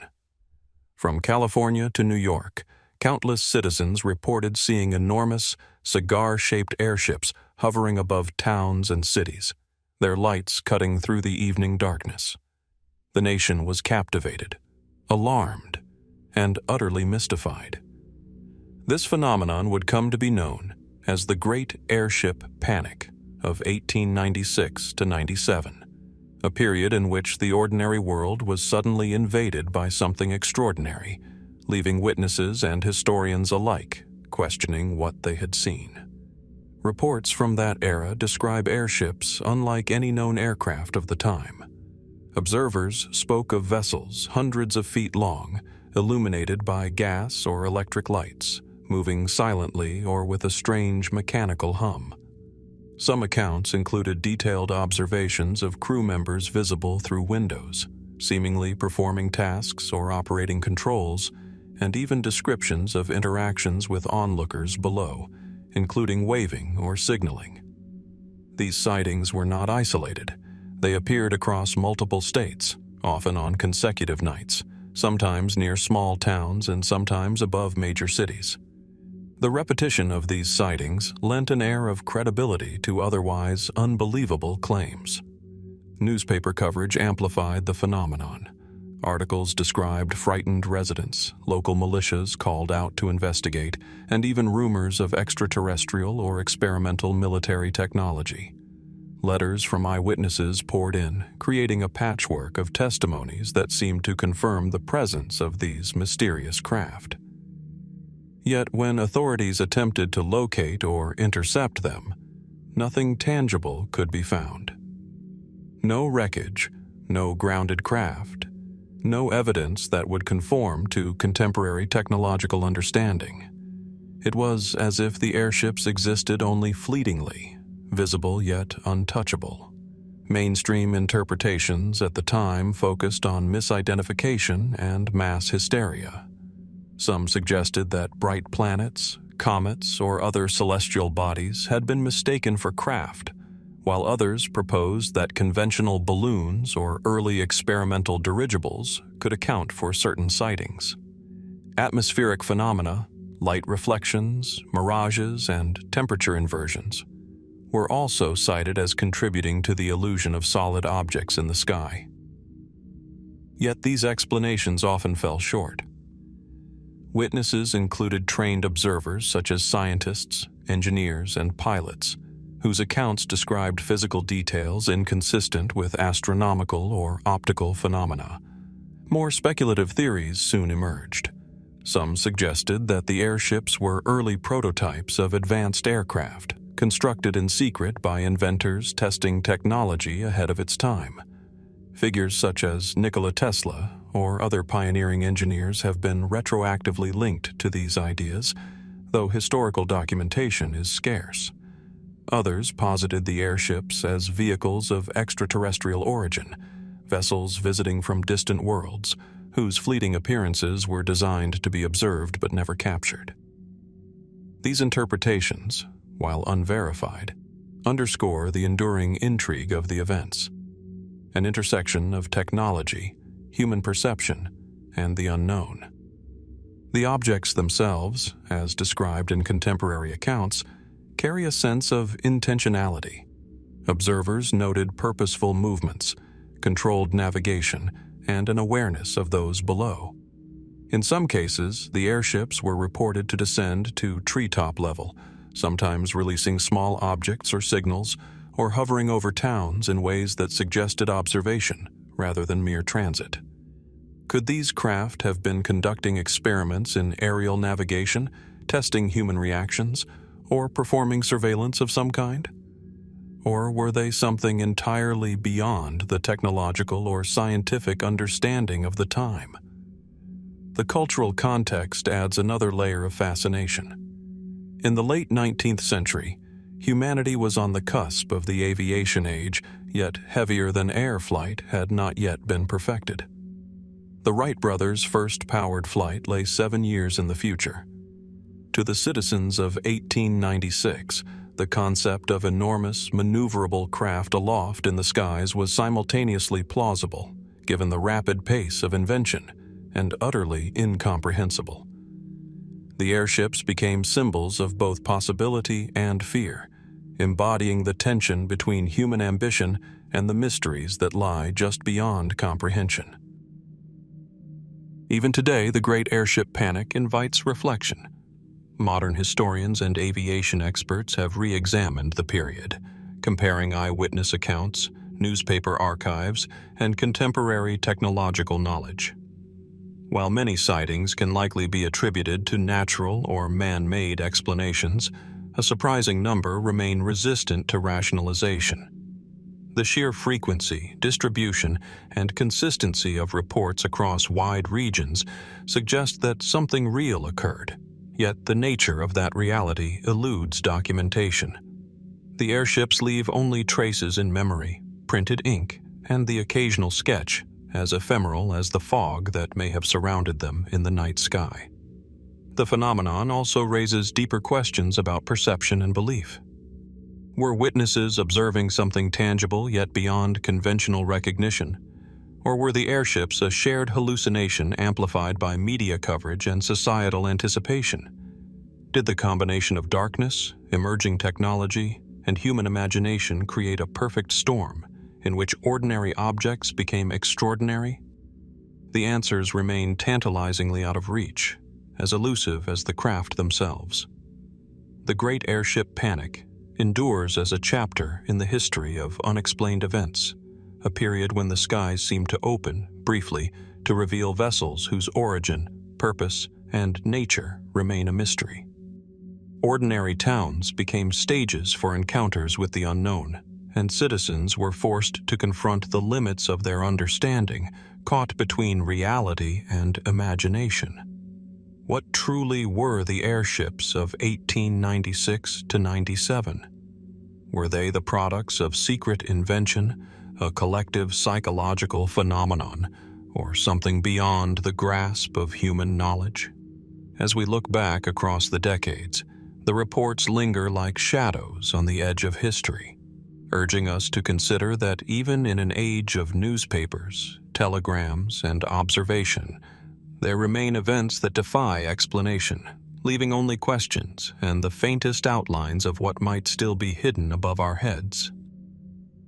The winds over the Antarctic in early 1947 were fierce and unrelenting, scouring the vast ice sheets with a biting chill that could strip flesh and bone alike.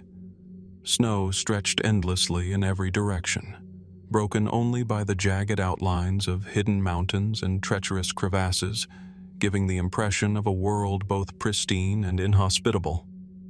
Into this frozen expanse, Rear Admiral Richard E. Byrd and his team ventured, commanding a fleet of aircraft on missions that were at once scientific, strategic, and shrouded in secrecy.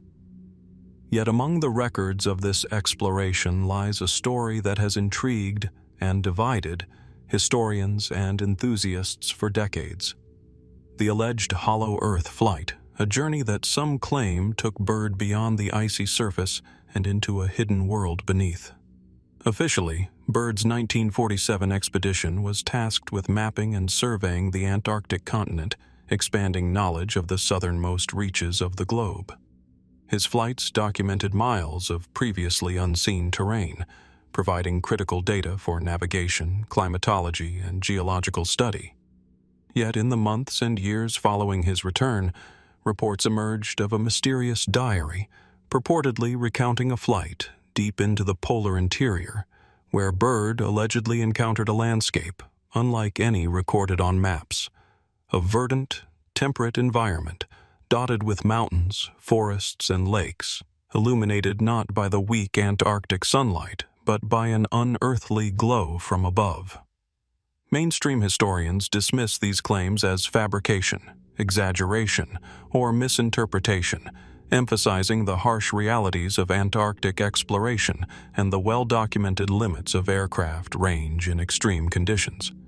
Polar storms, navigation challenges, and the mechanical constraints of the era make a journey into a hollow interior difficult to reconcile with known physics and geography.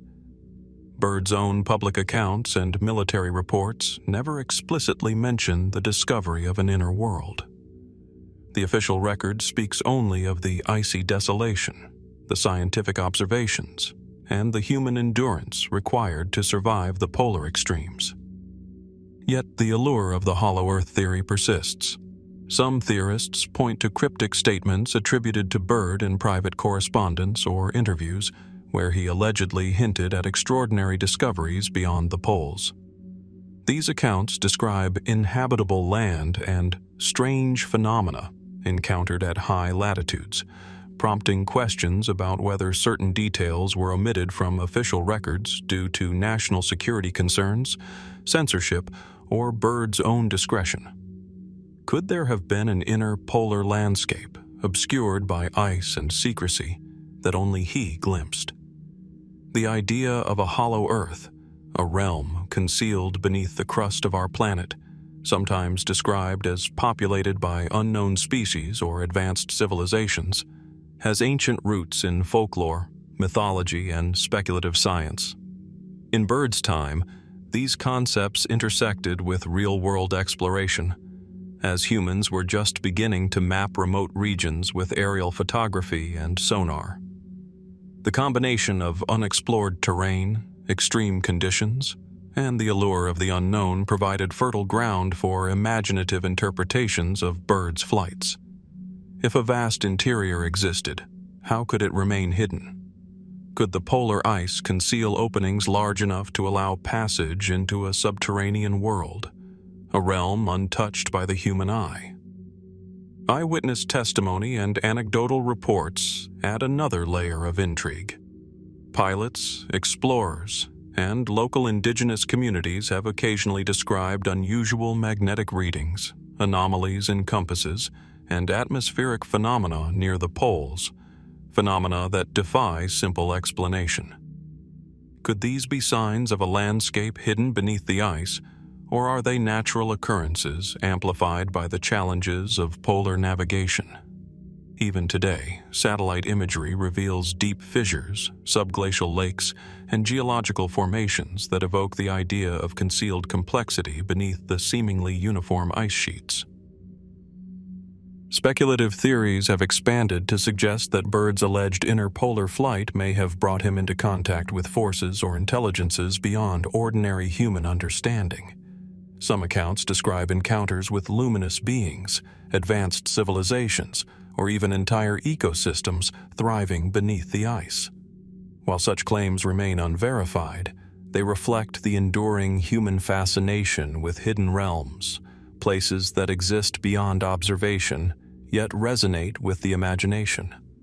The narrative is as much about what lies unseen as it is about Byrd himself, a journey into both the external unknown and the limits of our own perception. The geography of Antarctica reinforces the mystery. Its vast, uninhabited expanses, often masked by snowstorms and perpetual ice, create an impression of isolation that feeds speculation. The impossibility of fully exploring the continent in the 1940s, and even today in some regions, means that blank spaces on maps could be read as literal unknowns, places where extraordinary phenomena might occur unseen by the wider world. Byrd's aircraft, suspended in this environment, became a bridge between the known and the unknown, its journeys hinting at possibilities never confirmed. The hollow Earth flight of Byrd occupies a liminal space between documented exploration and conjecture. Official reports document his courage, his scientific contributions, and his mastery of aerial navigation in extreme conditions. Yet the whispers of undiscovered terrain, of inner polar worlds, persist, leaving open a tantalizing question. Did Byrd glimpse a hidden landscape, deliberately obscured or naturally concealed, that challenges our understanding of the planet itself? What lies beneath the polar ice, and what did Byrd truly see on those flights?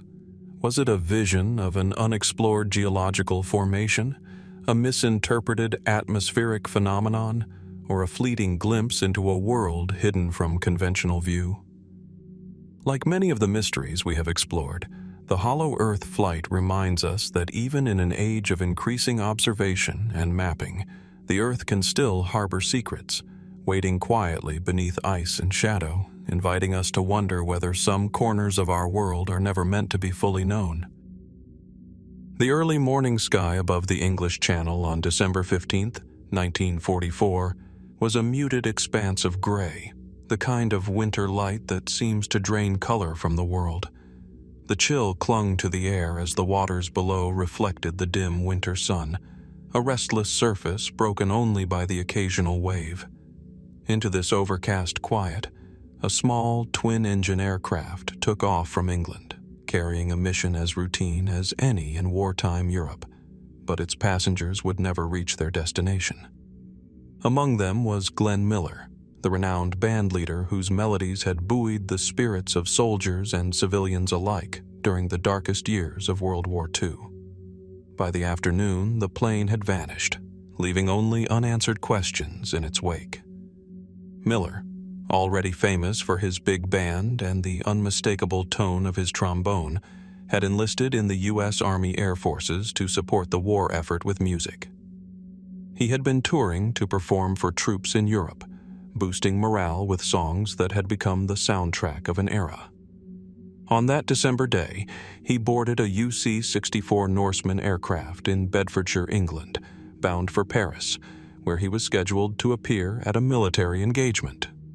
Weather conditions were poor, with fog and icy winds common in the Channel at that time of year. The flight, brief and seemingly straightforward, would never be completed. Shortly after takeoff, the aircraft disappeared from radar and never arrived in Paris. Extensive searches of the Channel and surrounding areas found no trace of the plane, no wreckage, and no bodies. The U.S. military recorded the incident as an accident, and multiple theories were proposed, yet none offered definitive answers. How could an aircraft, piloted under controlled conditions, vanish entirely in a heavily trafficked area during wartime? Why were no fragments ever recovered, even though other crashes in the same region typically left debris scattered across miles of water and shoreline? Weather undoubtedly played a role, as winter conditions over the channel are notoriously unpredictable. Fog, icy winds, and freezing spray could easily have forced a crash into the cold, churning water. Yet weather alone does not explain the complete absence of debris, nor does it account for the many rumors that would grow around Miller's disappearance in the years to come. Witnesses on shore reported seeing lights in the sky or hearing unusual sounds, though these accounts were never confirmed. Could the combination of wartime secrecy and limited communication have obscured the true nature of the incident? Other, more speculative explanations began to circulate almost immediately. Some proposed that Miller's plane had been mistakenly shot down by friendly forces, confused by wartime radar readings or anti-aircraft fire. Others speculated about enemy interception, suggesting that German forces could have targeted the musician for reasons that remain unclear. Fringe theories entertained ideas that range from secret experiments with aircraft to conspiracies involving intelligence operations, though none of these claims have ever been substantiated. Yet the persistence of these narratives speaks to the uncertainty that surrounds the event, a sense that something is missing beyond the aircraft itself. The Vanishing is all the more poignant because it involved a figure whose life was devoted to music, to joy, and to the connection between people. Glenn Miller's disappearance is not only an aviation mystery, it is a cultural one. A man who had lifted the spirits of countless soldiers was himself lost to the void, leaving no explanation, no evidence, and no final note. The images of him on posters, in band photographs, and on radio broadcasts became more haunting, frozen in time as if the world had paused at the moment he vanished. Investigations at the time, and those conducted retrospectively, have attempted to reconcile facts with speculation.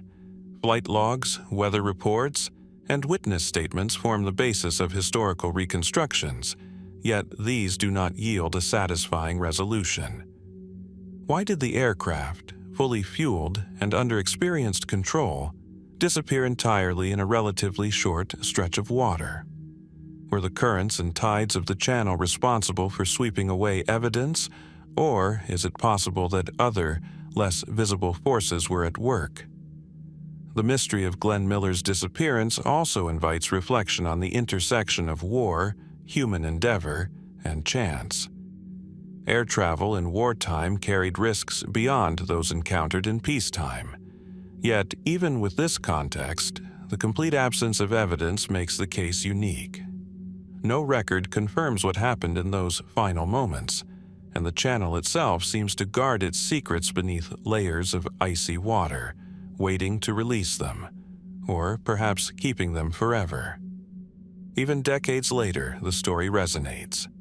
It is a tale not only of loss, but of the unknown, of the fragility of human plans against the vastness of the natural world and the unpredictability of conflict. Miller's music endures, echoing across time, while his fate remains a blank space in the historical record. The questions persist. Was the disappearance simply an accident, cruelly compounded by winter weather? Or could it conceal events that, due to wartime conditions or chance, were never documented or revealed? Glenn Miller's Vanishing reminds us that history holds moments that resist closure, events where evidence, expectation, and reality diverge. His final flight over the gray waters of the English Channel leaves us with a silent horizon, a place where the known ends and the unknown begins. What truly happened in those cold, overcast skies that December morning? Even now, the answer remains elusive, inviting us to ponder the fragile boundary between certainty and mystery, and to wonder what secrets the waters might still hold. Baltimore in the autumn of 1849 was a city of damp cobblestones and fog-shrouded streets, where the clang of horse-drawn carriages echoed faintly through the gray haze. The air carried the chill of an approaching winter, mingled with the scent of the harbor and the faint tang of smoke from brick chimneys. It was into this city that Edgar Allan Poe, a man whose imagination had conjured worlds of shadow and despair, stumbled in a state that would puzzle historians for generations. Just days before his death, Poe was found delirious on the streets of Baltimore, wearing clothes that were not his own and murmuring incoherent words to passers-by. His final hours remained shrouded in ambiguity, a mystery as intricate and haunting as the tales he penned. Poe's last journey began in Richmond, Virginia, where he had been living and working intermittently. Accounts suggest he left voluntarily, intending to travel to Philadelphia, though the purpose of this trip remains unclear. By the time he reached Baltimore, he was physically weakened, suffering from a combination of chronic illness, exhaustion, and the precarious effects of poverty. On October 3rd, he was discovered outside a public polling place, disoriented and in a state of semi-consciousness. He was transported to Washington College Hospital, where he remained in delirium for 4 days before passing on October 7th. The circumstances of Poe's death are immediately perplexing. Those who witnessed his final hours reported a man in agony, yet they could provide little detail regarding the cause. He never regained sufficient coherence to explain himself fully. The official record lists congestion of the brain as the cause of death, a term applied broadly at the time, capable of encompassing anything from stroke to infectious disease. Yet, even contemporary physicians acknowledged the inadequacy of this explanation, leaving a void in the historical record that has fueled speculation for more than a century. Mainstream theories suggest that Poe's death may have resulted from natural causes. Some point to complications of alcoholism, a condition Poe reportedly struggled with, though evidence for this is inconsistent. Others suggest chronic illness, including diabetes or heart disease, may have played a role. These possibilities are supported by accounts of Poe's frailty in the months leading up to his death, as well as contemporary reports of his unusual behavior and erratic health. Yet none of these explanations fully accounts for the strangeness of his final appearance. The clothes that did not fit him, the incoherent muttering, the presence of other men at the polling place who may have influenced or exploited him in his vulnerable state. More speculative interpretations have emerged over time, reflecting the Gothic aura that surrounds Poe's life and work. Some suggest foul play, that Poe may have been a victim of cooping, a practice in which voters were abducted, drugged, or coerced and forced to cast multiple ballots during elections. A plausible scenario given the political environment of Baltimore at the time. Others entertain theories of poisoning, whether intentional or accidental, with arsenic or other toxins, while fringe accounts even speculate about supernatural influences, drawing on the eerie resonance between Poe's life and the macabre tales he wrote. These interpretations, while unverifiable, underscore the continuing fascination with his death. A literary genius whose end seems almost as mysterious as the stories he created. Poe's physical state during his final hours offers further enigmas. Witnesses described a pallor and agitation that were inconsistent with any single diagnosis. Some medical historians have suggested rabies. Others noted the possibility of carbon monoxide poisoning, though environmental evidence for these is limited. The clothing he wore, ill-fitting and unfamiliar, raises questions about who placed him in that state and under what circumstances he had come to be wandering near the polling station. Even the simple act of arriving in Baltimore, alone and disoriented, hints at a narrative that cannot be neatly reconstructed, a puzzle composed of missing pieces. Cultural context amplifies the mystery. Poe was a figure of increasing renown, yet his life was marked by tragedy. The early deaths of loved ones, financial instability, and struggles with mental and physical health. His writings often explore themes of premature burial, delirium, and the fragile boundary between life and death, and his own demise seems to echo these obsessions. In death, as in life, Poe occupied a space between the tangible and the elusive, a man whose reality often seemed interwoven with imagination. Modern researchers continue to revisit hospital records, letters, and newspaper accounts, seeking patterns or clues overlooked by previous generations. Yet the fragments available are tantalizing and incomplete, leaving only partial insight into the final days of a man whose mind had already traversed darkness and uncertainty. The mystery is compounded by the absence of any autopsy or comprehensive post-mortem examination, leaving an enduring question that science, history, and speculation converge upon but never fully resolve. The death of Edgar Allan Poe reminds us that even the most documented lives can end in ambiguity, and that human experience sometimes eludes the certainty we crave. His passing invites reflection on mortality, on the limits of observation, and on the ways in which circumstance and chance converge to create a story that remains unresolved. What truly transpired in the streets and hospital rooms of Baltimore in October 1849? Was Poe's death the result of natural illness, a violent act, or a convergence of circumstances so peculiar that no definitive explanation could survive? As the city streets fade into memory, and the fog drifts over cobblestones long swept by modern traffic, the question remains open, a haunting echo that calls us to consider what might still lie hidden in the shadows of history, just beyond our grasp. The night sky over Port Chicago, California, on July 17, 1944, was heavy with humidity, the air thick with the salty tang of the nearby San Francisco Bay. Rows of munitions-laden ships rested at the dock, their steel hulls reflecting the dim glow of harbor lights. Men moved with practiced precision along the piers, their footsteps mingling with the distant hum of machinery. Among them were hundreds of sailors, predominantly African American, tasked with the perilous duty of loading explosive cargo bound for the Pacific theater of World War II.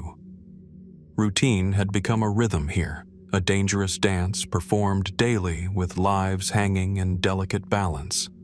And yet, on this night, the ordinary would erupt into the extraordinary, leaving a scene of devastation whose causes continue to invite scrutiny and speculation. Shortly after 10 p.m., the first of two massive explosions tore through the docks. The earth shuddered. Flames leapt into the sky, and a towering column of smoke marked the moment when hundreds of tons of munitions ignited in a sudden, violent conflagration. Witnesses described a force so intense it felt like the pier itself had vanished. Ships were shattered, debris hurled across the water, and nearly 300 men lost their lives in an instant. The devastation was immediate, terrifying, and total. Yet the precise sequence of events that triggered the explosion remains partially obscured, even 70 years later. Investigations conducted at the time suggested that improper handling of explosives likely caused the disaster. The sailors, under immense pressure to meet wartime demands, were often required to move heavy munitions manually, using methods that were acknowledged as risky. Training and supervision were limited, and the combination of fatigue, heat, and urgency created conditions ripe for accident. These explanations are widely accepted as the mainstream account, yet they fail to address certain peculiarities that linger in survivor testimonies and later analyses. Some reported that the explosion seemed almost selective, erupting with a precision that defies purely accidental interpretation. Others spoke of secondary blasts occurring minutes after the initial detonation, creating patterns that left even military engineers puzzled. The human dimension adds another layer of mystery.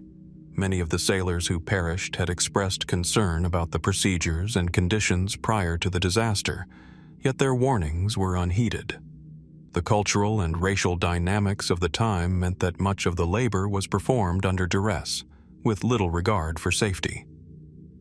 Could human oversight alone account for an explosion of such magnitude and timing? Or was there a chain of environmental or mechanical factors, one imperceptible in the moment, that acted as a catalyst, transforming routine work into catastrophic failure? Speculative interpretations have also arisen in the decades since. Some suggest the possibility of sabotage, whether by enemy agents or other unknown actors, though no direct evidence has ever substantiated these claims. Others point to unusual atmospheric or chemical conditions that might have heightened the sensitivity of the munitions, creating an environment in which a single misstep could ignite an entire arsenal. Even fringe theories consider the influence of undetectable energetic phenomena, hinting at forces that science could not measure at the time, but that might have amplified an otherwise ordinary accident. While these hypotheses remain unconfirmed, they underscore the enduring uncertainty surrounding the event. Eyewitness accounts provide glimpses of the unimaginable scale of the explosion. Men and women in nearby communities reported feeling the ground shake as if an earthquake had struck. Windows shattered miles away, and the sound of the blast was described as echoing across the Bay Area for minutes. Survivors recounted a surreal scene of floating debris, twisted metal, and fire consuming everything in its path. Yet even these accounts, vivid and emotionally charged, cannot fully capture the mechanisms at work. The immediate aftermath left investigators piecing together fragments, each clue hinting at the immense energy released in a fleeting moment. The Port Chicago explosion also resonates as a story of human endurance and moral complexity. In the wake of the disaster, surviving sailors were ordered back to work under the same hazardous conditions, prompting protests and, ultimately, a mutiny trial that highlighted systemic inequities and the pressures of wartime labor. The intersection of social injustice, industrial hazard, and unexplained dynamics gives the event a layered mystery, one that extends beyond physics into ethics and human behavior. How could a disaster so sudden and total occur in a controlled harbor under the supervision of trained personnel and yet leave so many questions unanswered? Modern analysis continues to explore the incident with advanced techniques, including simulations of explosive behavior and reconstruction of environmental factors. Despite these efforts, the exact ignition sequence remains speculative. Questions persist. Was the disaster a result of compounded minor errors that aligned tragically in time and space? Or were there forces beyond ordinary comprehension influencing the outcome? Could subtle factors, overlooked or imperceptible to contemporary investigators, have set the stage for such a dramatic release of energy? The Port Chicago explosion reminds us that even within the boundaries of engineering, physics, and wartime procedure, uncertainty can linger. Some events, no matter how well documented, resist full explanation, leaving only fragments of evidence and the lingering impression of forces beyond immediate perception. The disaster stands as a testament not only to the destructive potential of human error and technological hazards, but also to the limits of our understanding in moments of profound, sudden catastrophe. As we reflect on that summer night over the harbor, the questions remain. What combination of circumstances unleashed the explosion with such devastating force? Were there hidden variables, unnoticed yet critical, that magnified the disaster beyond expectation? And in contemplating the lives lost, the courage displayed, and the mysteries left behind, we are reminded that even in a modern world of measurement and analysis, some moments in history remain irreducibly enigmatic, silently challenging us to consider what might still be hidden beneath the surface of understanding. High in the remote reaches of the tropical Pacific, long before accurate maps or instruments could chart the world's volcanic temperament, the sky once darkened with a fury that would leave the earth itself trembling.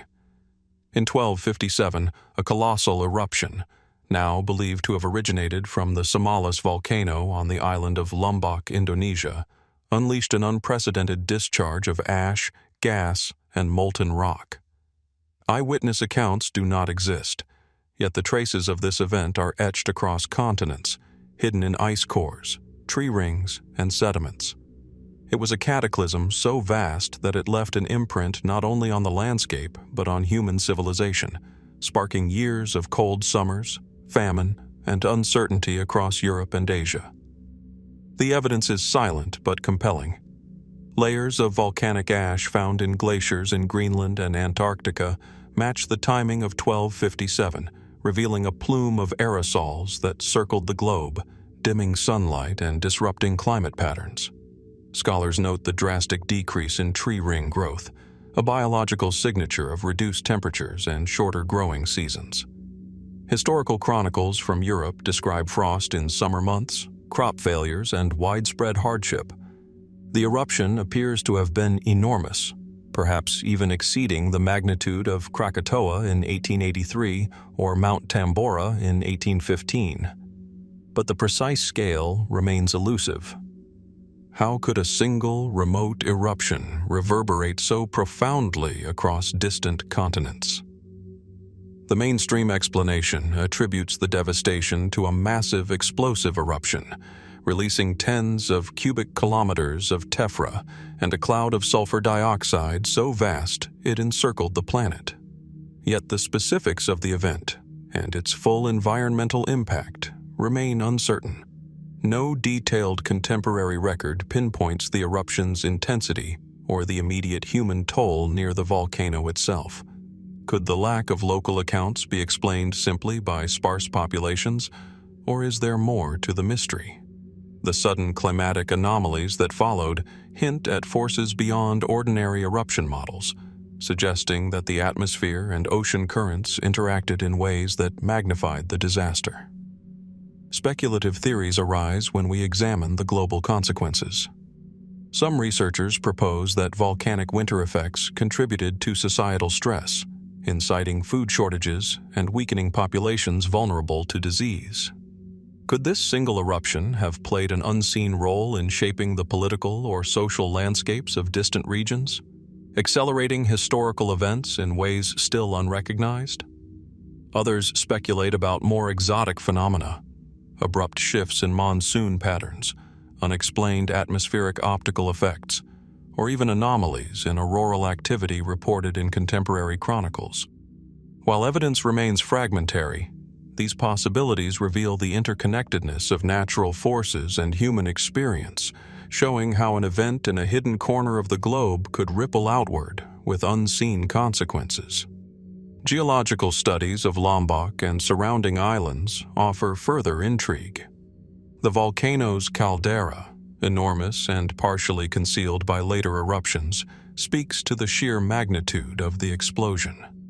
The pyroclastic flows and lahars that must have scoured the surrounding landscape left few survivors and even fewer written traces. Beneath the surface, layers of pumice, ash, and volcanic glass preserve a story of unimaginable heat and force, yet interpreting these clues requires assumptions about timing, volume, and the eruption's mechanics. Could the full scale of destruction have been underestimated? Is there evidence still buried beneath soil and water, waiting to refine or rewrite our understanding of this global disaster?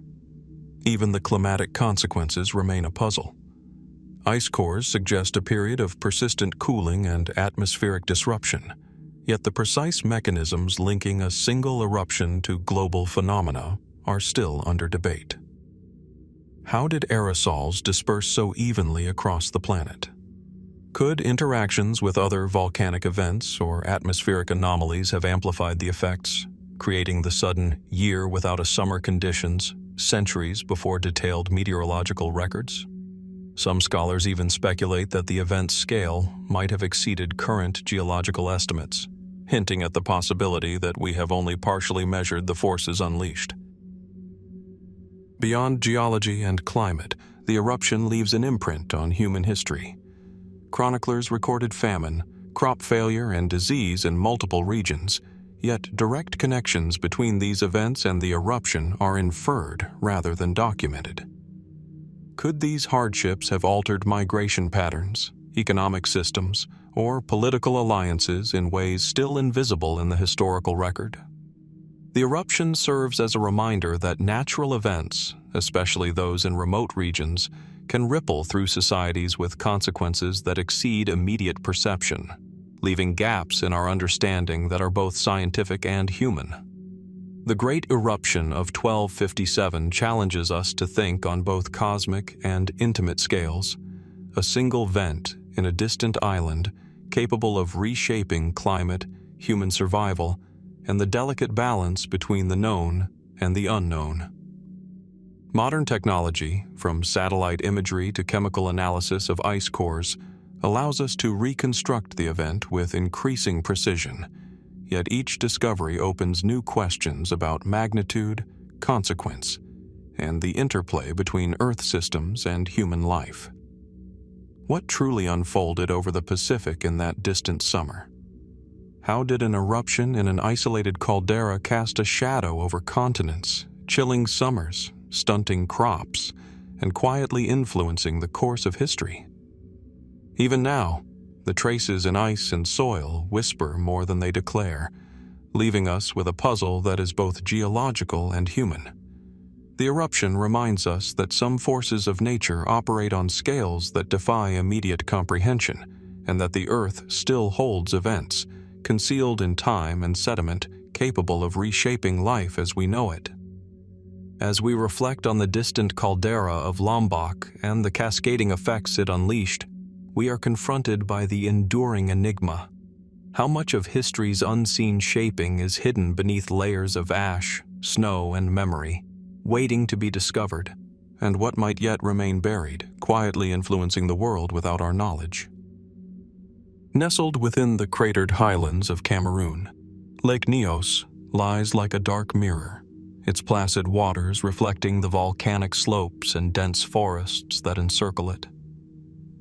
In the early morning of August 21st, 1986, this serene surface betrayed no hint of the calamity that had quietly gathered beneath. The lake, seemingly peaceful, was harboring a deadly secret, a massive accumulation of carbon dioxide, invisible and silent, resting in the deep, cold layers of the water. In an instant, the equilibrium that had been maintained for centuries collapsed, releasing a deadly cloud that would descend on the surrounding villages without warning. By the time survivors realized what had occurred, more than 1,700 people had perished, and countless livestock lay lifeless. The silent disaster of Lake Nyos remains one of the most baffling and haunting environmental catastrophes of the modern era. Scientific investigations quickly identified the cause: a limnic eruption, a rare geological event in which dissolved carbon dioxide from volcanic activity suddenly bursts from deep lake waters. The gas, denser than air, flowed down valleys in a silent, invisible cloud, suffocating those in its path. Yet while the mechanism is now understood in principle, many questions linger. How could a lake accumulate such a vast volume of CO2 without any prior warning signs? What factors tipped the delicate balance, causing the gas to escape so suddenly and with such catastrophic effect? Even the precise dynamics of the eruption, how and where the lake first vented, remain partially speculative. The surrounding landscape offers clues, yet also deepens the mystery. Lake Nyos rests within a volcanic crater formed by tectonic activity millennia ago, a basin that traps water and allows gases to accumulate in its depths. The layers of the lake are stratified, with colder, denser water at the bottom preventing the gas from escaping under normal conditions. This stratification had persisted for centuries, yet some subtle trigger, perhaps a landslide, a minor volcanic tremor, or even a gradual buildup of gas, initiated a chain reaction. Could such an event have been anticipated? And if so, why did the layers release their deadly payload so abruptly? Eyewitness accounts are chilling in their simplicity. Villagers awoke to a heavy, suffocating fog that blanketed the valley.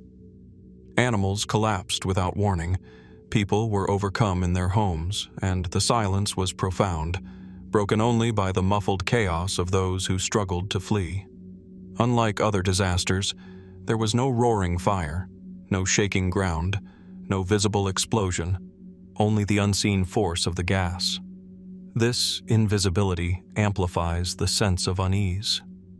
How could nature release such lethal energy in complete quiet, leaving no immediate visual warning?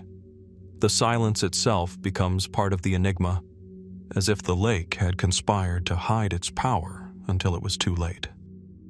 Speculation and study continue. Some scientists suggest that Lake Nyos represents a rare but not unique phenomenon, a reminder that volcanic lakes can harbor hidden danger. Others have explored more nuanced questions about the stability of stratification and the potential for future eruptions in similar settings. Could other lakes, previously assumed benign, contain comparable concentrations of dissolved gases, waiting centuries to release them in sudden catastrophe?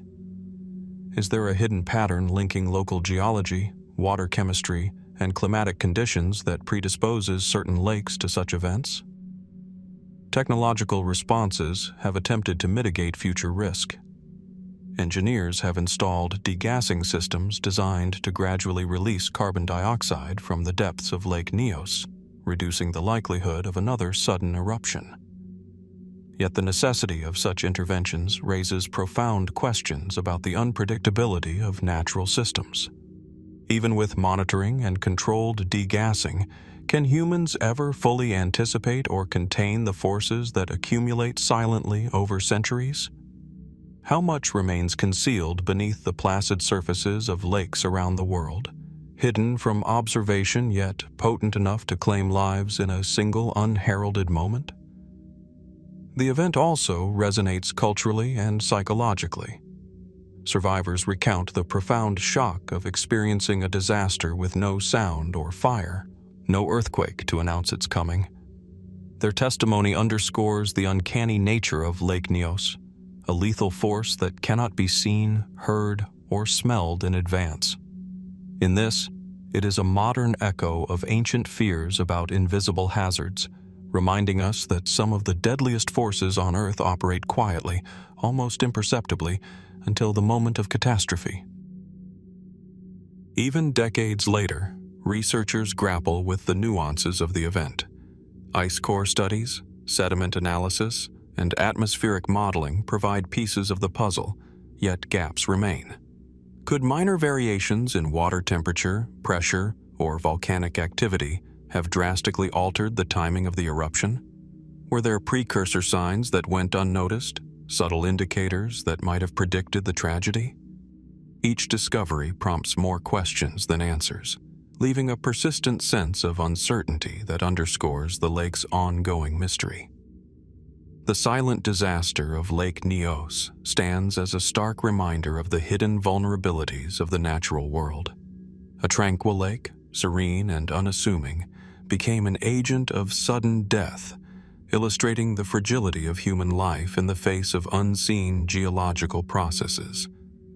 It challenges us to reconsider our assumptions about safety and predictability, and to acknowledge the limits of our perception in understanding nature's quiet yet immense power. What other forces, quietly accumulating over decades or centuries, might await release in a sudden and invisible strike?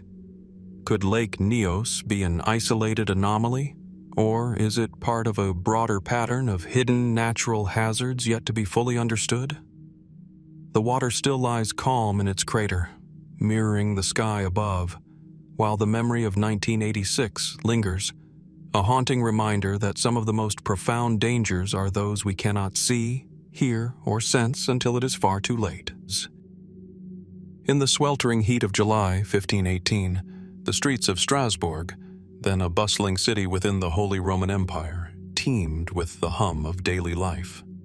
Market stalls overflowed with produce, the clatter of horse-drawn carts mingled with the voices of townspeople, and the scent of freshly baked bread hung in the air. Amid this ordinary scene, a woman named Frau Trofea stepped into the street and began to dance. At first, her movement seemed almost innocent, a solitary expression of joy or perhaps agitation, but within days, dozens more joined her, and soon hundreds were caught in a relentless rhythm that would persist for weeks, defying reason, logic, and every attempt to intervene.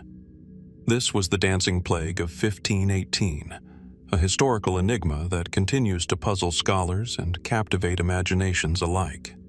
Contemporary accounts describe a phenomenon that is both vivid and terrifying. Men and women danced in a trance-like state, their limbs jerking and spinning with such intensity that exhaustion, injury, and even death became inevitable. Medical practitioners of the time were confounded, prescribing remedies ranging from rest to bloodletting, yet nothing could halt the compulsive movement. Town authorities, desperate to restore order, attempted to build stages, hire musicians, and even encourage the dancers to continue, believing that letting them dance it out might relieve their condition. Hundreds reportedly succumbed to heart attack, stroke, or sheer fatigue, a grim testament to the physical toll of this inexplicable frenzy. Mainstream interpretations suggest that the plague may have been a form of mass psychogenic illness, triggered by the extreme hardships of the era. Strasbourg, like much of Europe, faced famine, disease, and social instability in the early 16th century. Could collective stress, grief, or fear have manifested in this outward, compulsive expression? The phenomenon bears similarity to other historical outbreaks of mass hysteria, in which large groups exhibit shared, uncontrollable behaviors under psychological duress. Yet even this explanation leaves open critical questions. Why did the plague persist for weeks? Why did it target specific neighborhoods? And why did it seem impervious to interventions that would normally disrupt such behaviors? More speculative theories delve into the environmental and mystical. Some historians have considered ergotism, a form of poisoning caused by a fungus that grows on damp rye and produces hallucinogenic compounds, as a potential catalyst. Victims of ergotism experience muscle spasms and convulsions, symptoms that resemble the physical strain documented in Strasbourg. But the theory is imperfect. Ergo poisoning typically causes nausea and gangrene, effects not widely reported in contemporary chronicles. Others have proposed supernatural influences, citing cultural beliefs in curses, saints, and divine punishment that permeated daily life at the time. Did the people of Strasbourg interpret the outbreak through a lens of spiritual causality? Or could there have been forces at work beyond their understanding? Eyewitness testimony paints a haunting picture. Chroniclers noted that some dancers appeared to enter a trance-like state, their eyes glazed, movements automatic, almost mechanical. Others seemed aware, yet unable to stop, as if possessed by an unseen compulsion.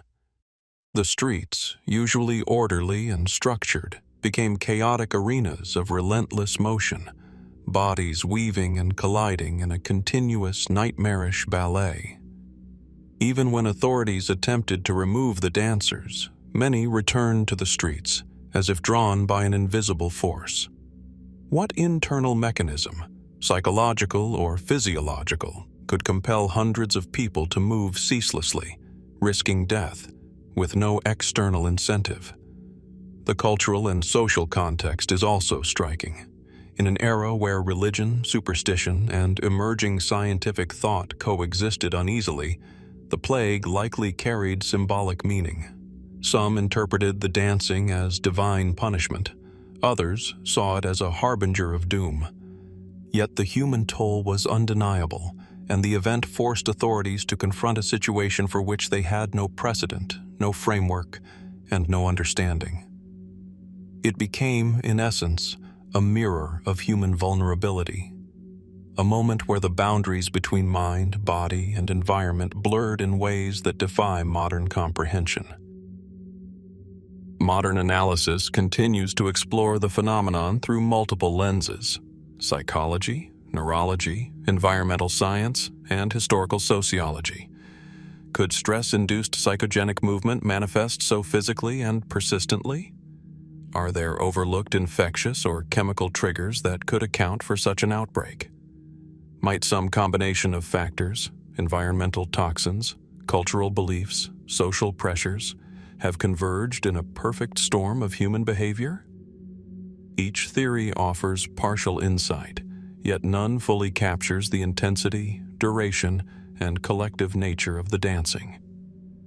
The dancing plague of 1518 endures as a cautionary tale about the limits of understanding. It illustrates how extreme conditions, whether environmental, social, or psychological, can manifest in ways that defy conventional explanation, and how human perception struggles to capture phenomena that lie at the intersection of body and mind. It challenges us to consider how groups respond under stress, how unseen forces, whether chemical, cultural, or neurological, can shape behavior, and how history preserves the traces of events that are simultaneously extraordinary and incomprehensible. What truly drove the people of Strasbourg to dance without pause, despite the cost to life and limb? Was it the invisible influence of fungus, a collective psychological eruption, or something altogether beyond our comprehension? As we imagine the crowded streets, the endless spinning and pounding of feet, and the silent questions left behind in historical chronicles, we are reminded that some moments in human history resist neat explanation. The dancing plague calls us to wonder how much of the past, and perhaps of the present, lies just beyond our grasp, moving in rhythms we cannot see or fully understand. On a quiet afternoon in Brooklyn, New York in 1953, a man named William Friedman, a codebreaker and linguist for the U.S. government, would soon find himself confronting one of the most curious and perplexing objects of the Cold War era, a hollow nickel. At first glance, it appeared ordinary, a 5-cent coin worn from circulation, the familiar profile of Jefferson etched on one side. Yet, a subtle imperfection caught the attention of a young paperboy, who noticed a tiny seam along the edge. The coin was, in fact, a carefully engineered container, hollowed to conceal a minuscule piece of microfilm containing a series of coded numbers. What seemed a trivial curiosity would soon unravel into a tangled web of espionage, secrecy, and unanswered questions. A story that would captivate intelligence communities and historians alike for decades. The hollow nickel case, as it came to be known, began with this small, innocuous object passing unnoticed through the hands of everyday citizens. The paperboy who discovered it initially treated it as an oddity, unaware that it represented a fragment of an elaborate spy network operating within the United States during the height of Cold War tensions. When federal agents became involved, they recognized that this was no ordinary counterfeiting or pranking device. The microfilm encoded a message, likely transmitted from Soviet operatives intended to convey intelligence or instructions. Yet who had crafted it, and how it had circulated undetected for months, remained elusive. The coin itself was a masterclass in deception, metal hollowed with precision, edges disguised, nearly indistinguishable from a standard mint. How had such an intricate object been introduced into the bustling streets of New York without drawing notice sooner? The investigation revealed fragments of a larger, more complex espionage network. Cryptographers like Friedman, who had deciphered the German enigma during World War II, now turned their skills to the coded numbers hidden inside the nickel. Over months, painstaking analysis began to unravel the meaning of the microfilm, revealing instructions and intelligence indicators consistent with Cold War-era spycraft. Yet many elements remained unresolved. The origin of the coin, the methods of its creation, and the precise identities of those involved lingered in shadow. In an era defined by paranoia, secrecy, and the constant threat of infiltration, the hollow nickel represented a tangible, almost cinematic embodiment of hidden danger. Speculative theories soon emerged, fueled by the mysterious nature of the case and the era's geopolitical climate. Some suggested that the coin was merely a small piece of a far larger network of espionage devices, perhaps one of dozens scattered throughout cities across the United States. Others proposed that the code itself might have contained layers of misdirection, designed to conceal the true objectives or confuse investigators. How much of the truth was revealed and how much was deliberately obscured by agents on both sides of the Cold War remains uncertain. The interplay between ordinary objects and extraordinary secrets underscored the tension and unpredictability of espionage, a reminder that even something as mundane as a coin could conceal forces capable of shaping global events. The craftsmanship of the hollow nickel itself is a subject of fascination. Tiny, precise, and almost imperceptible to the naked eye, the coin's construction required remarkable skill. What materials and techniques allowed it to remain functional as currency while simultaneously hiding a secret message? How many such coins might have been produced, and how many may have gone undetected, slipping through the hands of shopkeepers, commuters, and collectors? Each detail points to the sophistication of espionage technology at a time when information, rather than firepower, could be the most dangerous weapon of all. Eyewitnesses and investigators recall the painstaking care taken during the examination. Agents delicately opened the coin, revealing the microfilm, and began the long process of decoding the numerical sequences. Every step carried the weight of uncertainty. Was this a single, isolated incident, or the first sign of a broader operation? The fact that an ordinary object, something meant to circulate freely among citizens, could harbor secrets of international consequence highlights the uncanny nature of the hollow nickel case. It is a story that exists at the intersection of ordinary life and clandestine operations, where the smallest object can conceal profound implications. Even decades later, the hollow nickel case retains its aura of mystery. Although much of the story was pieced together by the FBI and intelligence historians, questions remain. Did the investigation uncover every operative involved? Were other similar devices in circulation, lost to history or yet undiscovered? The case serves as a reminder of the hidden layers within everyday life, of the invisible currents that flow beneath the surface of human society.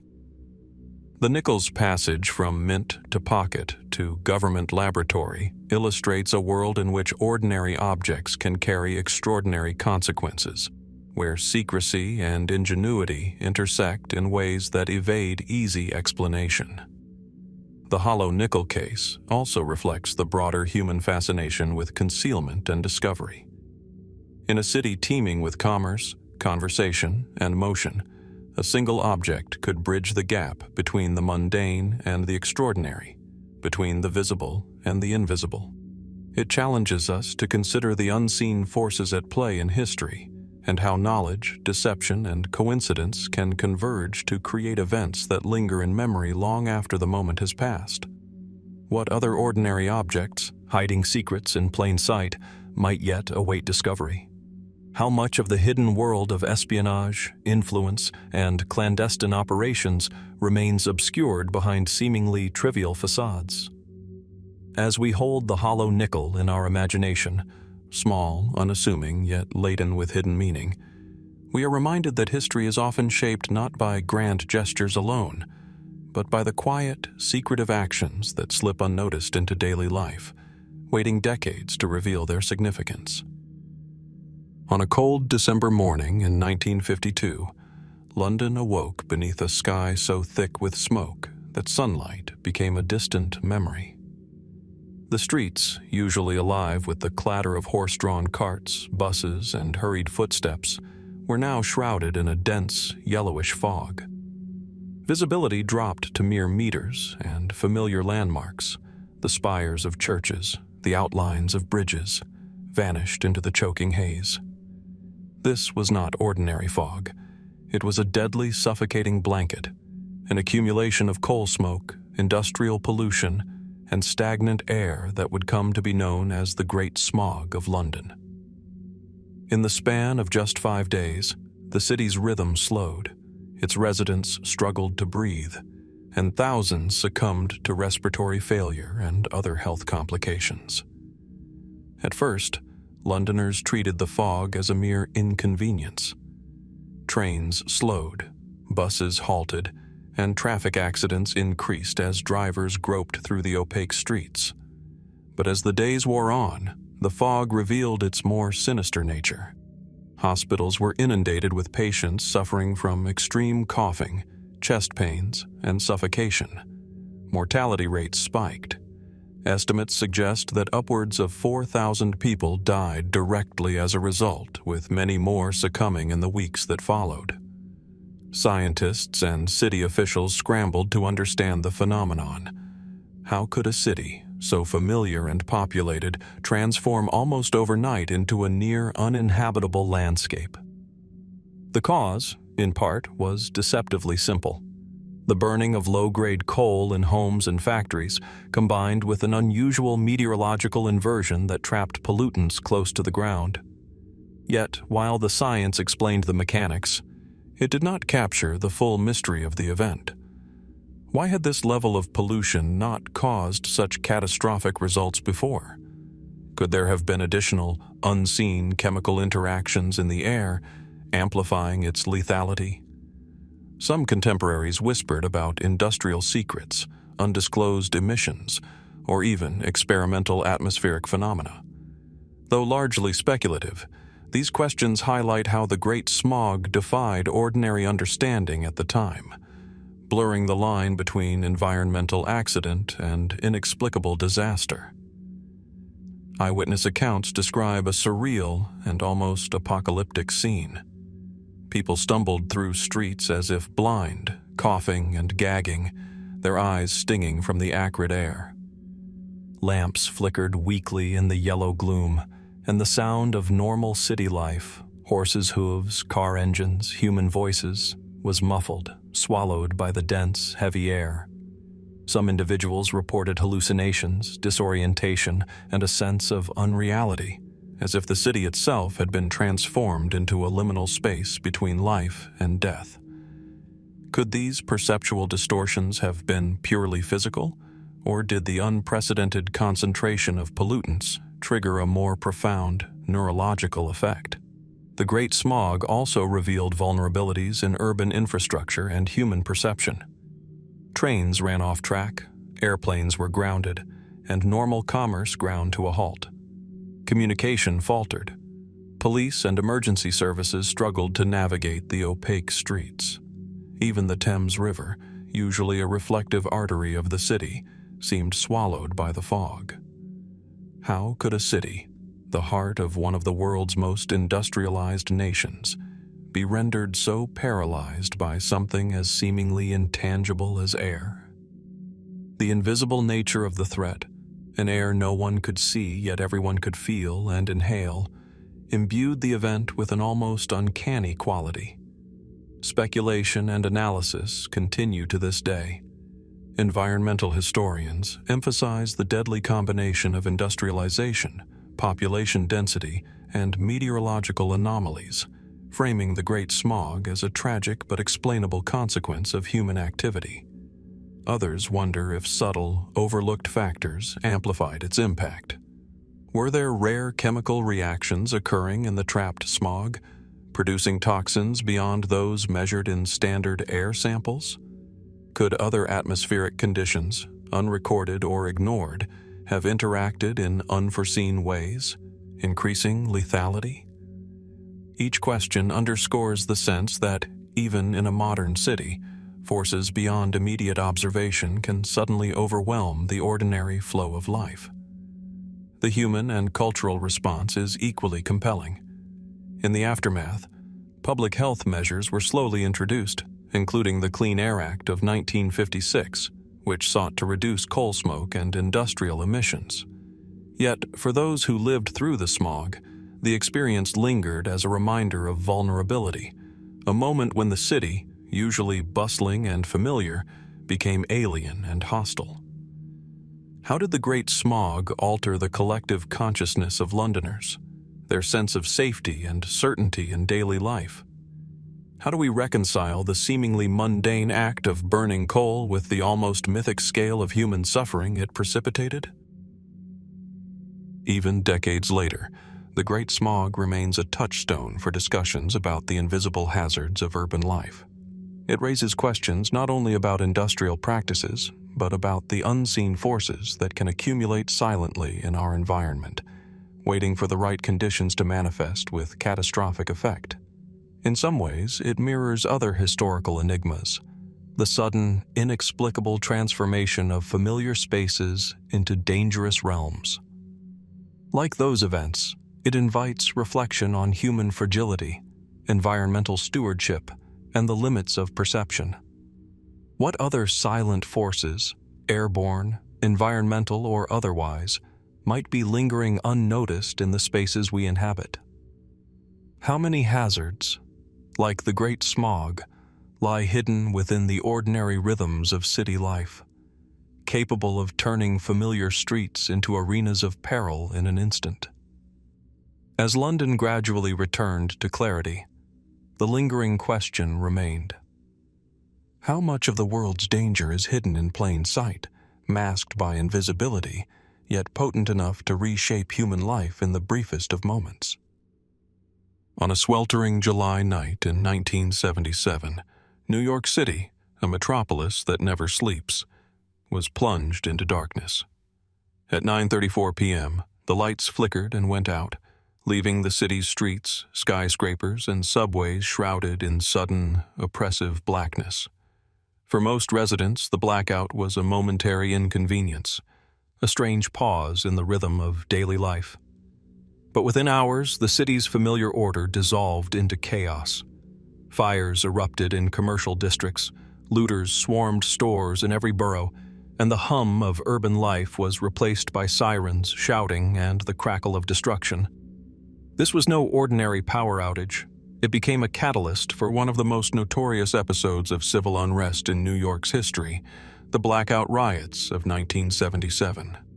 Eyewitnesses recall a city transformed. Streets normally alive with taxis, pedestrians, and neon lights became shadowed corridors, where familiar landmarks vanished behind the cloak of darkness. Shop windows shattered under the sudden force of looters' hammers, and flames from burning buildings reflected eerily off wet asphalt. Police forces struggled to contain the upheaval, moving in waves through neighborhoods that had erupted with collective anger, frustration, and opportunistic crime. The scale of the chaos was staggering. Hundreds arrested, millions of dollars in property damaged, and a city forced to confront vulnerabilities that had long simmered beneath the surface of everyday life. Historical accounts suggest that the blackout itself, caused by a series of lightning strikes and a simultaneous failure of the Con Edison power grid, was the spark. But only the spark. Decades of economic decline, unemployment, and social tension had left the city fragile. Could such a precise convergence of natural and human factors have been anticipated? Or was it something more? An almost predestined eruption of pressure built up over years, waiting only for the right conditions? Scholars point to poverty, inequality, and systemic neglect as contributing factors, yet the question remains: why did some neighborhoods descend into violent looting, while others endured the same darkness in quiet apprehension? Speculation also circles around the unusual intensity and coordination of the looting. Was it purely opportunistic, driven by hunger and desperation, or did it carry traces of something more organized? Eyewitnesses described groups moving with a fluid, almost instinctual understanding of their environment, knowing which streets to target, how to avoid police patrols, and how to maximize their haul. Could this have been spontaneous, emergent behavior, a form of collective action that arises unpredictably under extreme conditions? Or were there invisible networks, local knowledge, prior plans, or shared grievances that guided these movements in ways authorities could never fully anticipate? The human experience of that night was equally haunting. Residents trapped in darkened apartments described the eerie silence punctuated by distant shouts and the crackle of flames. Subway riders, stuck underground, listened as the city above descended into turmoil. Some found themselves caught between fear and fascination, drawn to the chaos while struggling to navigate their own survival. The blackout exposed both vulnerability and resilience, highlighting how quickly ordinary life could fracture when the familiar structures of urban society, light, electricity, order, suddenly disappeared. Even today, the 1977 blackout is studied as an intersection of infrastructure, social tension, and human psychology. Analysts consider the city's reliance on a centralized power grid, the inadequacy of emergency preparedness, and the pre-existing social pressures that primed New York for disorder.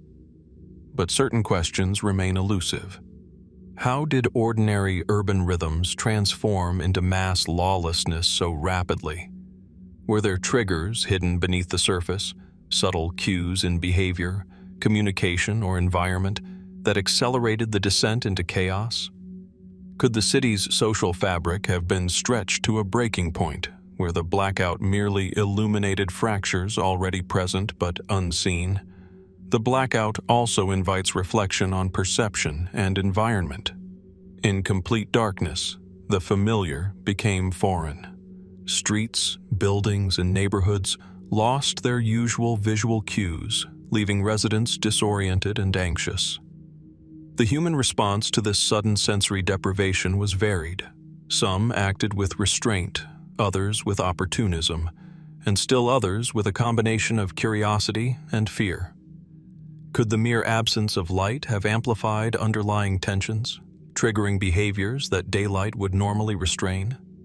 What does it mean when the physical environment, a city powered by electricity and structure, vanishes in an instant, exposing the latent impulses of its inhabitants? While the New York blackout riots are often framed in terms of crime statistics, economic hardship, and infrastructural failure, they also occupy a more mysterious terrain. The night revealed how thin the veneer of normalcy can be, and how collective human behavior can shift unpredictably when familiar frameworks dissolve. It challenges us to consider the unseen forces in any urban environment, the subtle pressures of society, the hidden networks of communication, and the latent potentials for both cooperation and conflict. As we imagine the darkened streets of Manhattan, Brooklyn, and the Bronx, the shattered windows and the flickering fires, a question lingers. How much of human behavior remains invisible, only surfacing when ordinary structures fail? Could similar eruptions occur in other cities, waiting for the perfect combination of natural and social conditions to trigger them? The Great Blackout of 1977 reminds us that beneath the surface of everyday life, forces, both human and environmental, are constantly at play, their full impact revealed only in moments of sudden, unsettling disruption. In the sweltering heat of January 15, 1919, Boston's North End seemed like any other winter morning. Streets busy with streetcars, laborers, and merchants, the scent of the harbor mingling with smoke from nearby factories. But in a single catastrophic moment, a quiet stretch of the city would be transformed into a scene of surreal horror. A massive storage tank, towering and imperious, containing over 2 million gallons of molasses, ruptured without warning. What followed was almost impossible to comprehend. A wave of sticky, viscous liquid, 15 feet high in places, rushed through the streets at an estimated 35 miles per hour, flattening buildings, crushing vehicles, and sweeping people off their feet. The Boston Molasses Flood, as it came to be known, killed 21 and injured over 150, leaving an indelible mark on the city's history and imagination. The wave of molasses moved with terrifying, almost unnatural force. Witnesses later described it as a living entity, engulfing everything in its path. Horses became trapped, buildings splintered, and ordinary streets were instantly transformed into hazardous terrain. Rescue efforts were chaotic, hindered by the unusual consistency of the substance. First responders struggled to move through the viscous flow, and the cleanup, a painstaking process, took weeks. How could something as seemingly benign as molasses produce such deadly consequences? The event forces a reconsideration of ordinary materials, revealing that even familiar substances can, under extraordinary conditions, act with devastating and unpredictable power. Engineering investigations later revealed that the tank had been poorly constructed. Welds were insufficient, inspections sporadic, and the steel itself may have been too thin to contain the pressurized fermented contents. Temperature fluctuations likely increased internal pressure, weakening the metal further. Yet even with these explanations, lingering questions remain. Could the rupture have been anticipated more effectively, or was it an inevitable result of industrial ambition pushing the limits of design and safety? Some accounts suggest minor leaks had been noted for weeks before the disaster, but their warnings were ignored. How much human oversight contributed to the catastrophe, and how much was simply the unpredictable behavior of materials under stress? The unusual physics of the event has fascinated scientists for decades. Molasses, thick and resistant, does not flow like water. Yet the Boston flood moved with astonishing speed and energy. Researchers attempting to reconstruct the incident calculate that the molasses behaved in ways both fluid and solid, creating a deadly combination of speed and force that magnified its destructive potential. Could there have been additional factors? Chemical reactions from fermentation, temperature anomalies, or even subtle design flaws in the tank's foundation that amplified the disaster beyond ordinary calculation? The molasses wave was more than a simple spill. It was a complex, almost uncanny event in which ordinary matter seemed to behave with extraordinary agency. Eyewitness accounts emphasized the almost surreal quality of the flood. People described struggling to escape the thick, sweet-smelling torrent, their movements slowed, senses overwhelmed. Dogs and cats were caught in the viscous onslaught, and the harbor itself became tinged with a golden-brown sheen. Photographs from the scene reveal streets littered with debris, twisted metal, and the aftermath of unimaginable force.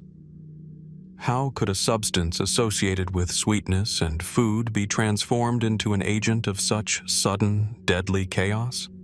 The juxtaposition of familiarity and danger, ordinary molasses behaving in an extraordinary way, underscores the event's lasting fascination. Beyond the immediate devastation, the Boston molasses flood left a more subtle, enduring mystery: the psychological imprint on the city. Residents spoke of the smell lingering for decades, permeating memories of childhood, work, and daily life. The disaster became a cautionary tale about industrial hubris and the limits of human foresight. Yet, like many historical events of inexplicable magnitude, it also raises questions about perception and scale. How often do ordinary objects or substances around us possess hidden potential for disruption, waiting for the precise convergence of conditions to reveal themselves? Could other disasters of comparable unpredictability be silently accumulating in the world around us, unnoticed until the moment they surge forth? The cleanup itself revealed more enigmas. The molasses seeped into basements, streets, and even the harbor, resisting removal and defying containment.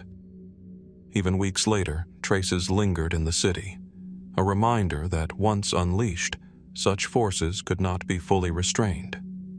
Engineers, scientists, and historians continue to study the event, not only as a cautionary tale of industrial negligence, but as a phenomenon that challenges expectations of physics, materials, and human preparedness.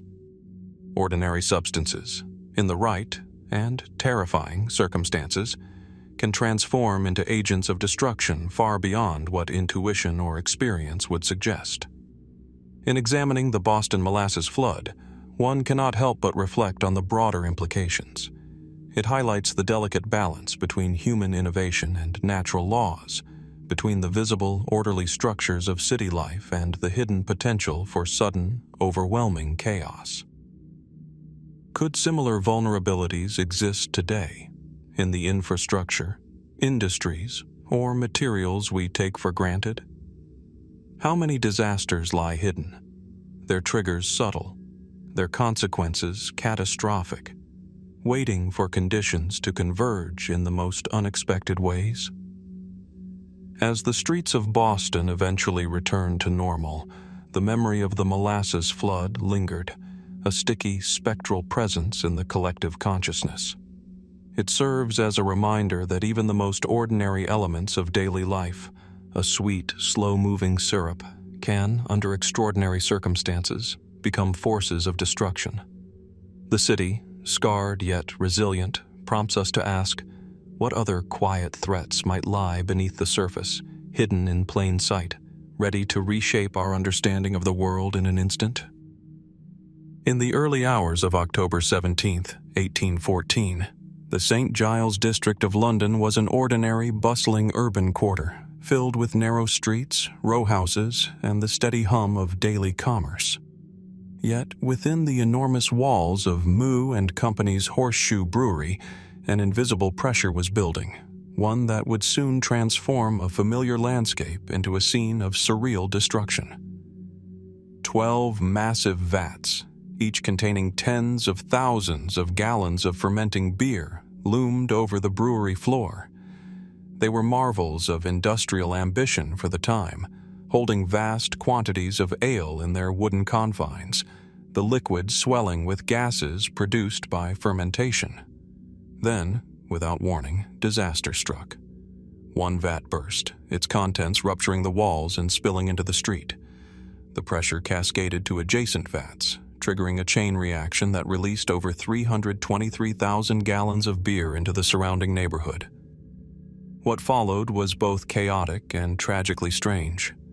Streets flooded with a tidal wave of ale, buildings crushed beneath the weight, and lives lost in the most unusual of catastrophes. Eyewitnesses recalled a scene that defied imagination. A sticky, foaming torrent raced through the narrow streets, overturning carts, smashing walls, and sweeping away anything in its path. The beer flowed with astonishing force, as if the liquid had acquired a life of its own, moving faster than anyone could escape. Ordinary Londoners found themselves in an alien environment.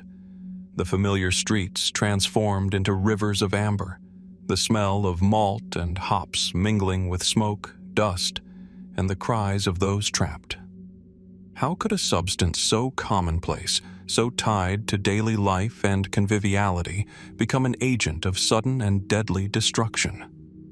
The juxtaposition of ordinary materials and extraordinary force is at the heart of the London beer flood, an event that has puzzled historians and engineers alike. Contemporary investigations attributed the disaster to structural failure. The vats were enormous wooden vessels bound with iron hoops, but their construction had been flawed. Fermentation produced enormous pressure, and the weakened wooden staves and iron bindings were unable to contain it. Yet, questions remain. Why did the pressure become so extreme in the first place? Was it a miscalculation by the brewers, a flaw in the design, or a convergence of environmental factors such as temperature and fermentation rates that pushed the vats beyond their limits? Could similar industrial misjudgments have been silently accumulating, waiting for the perfect conditions to unleash catastrophe? The incident reminds us that the forces hidden in everyday substances, here the very beer consumed daily by the populace, can exceed human expectation when combined with design vulnerabilities and natural processes.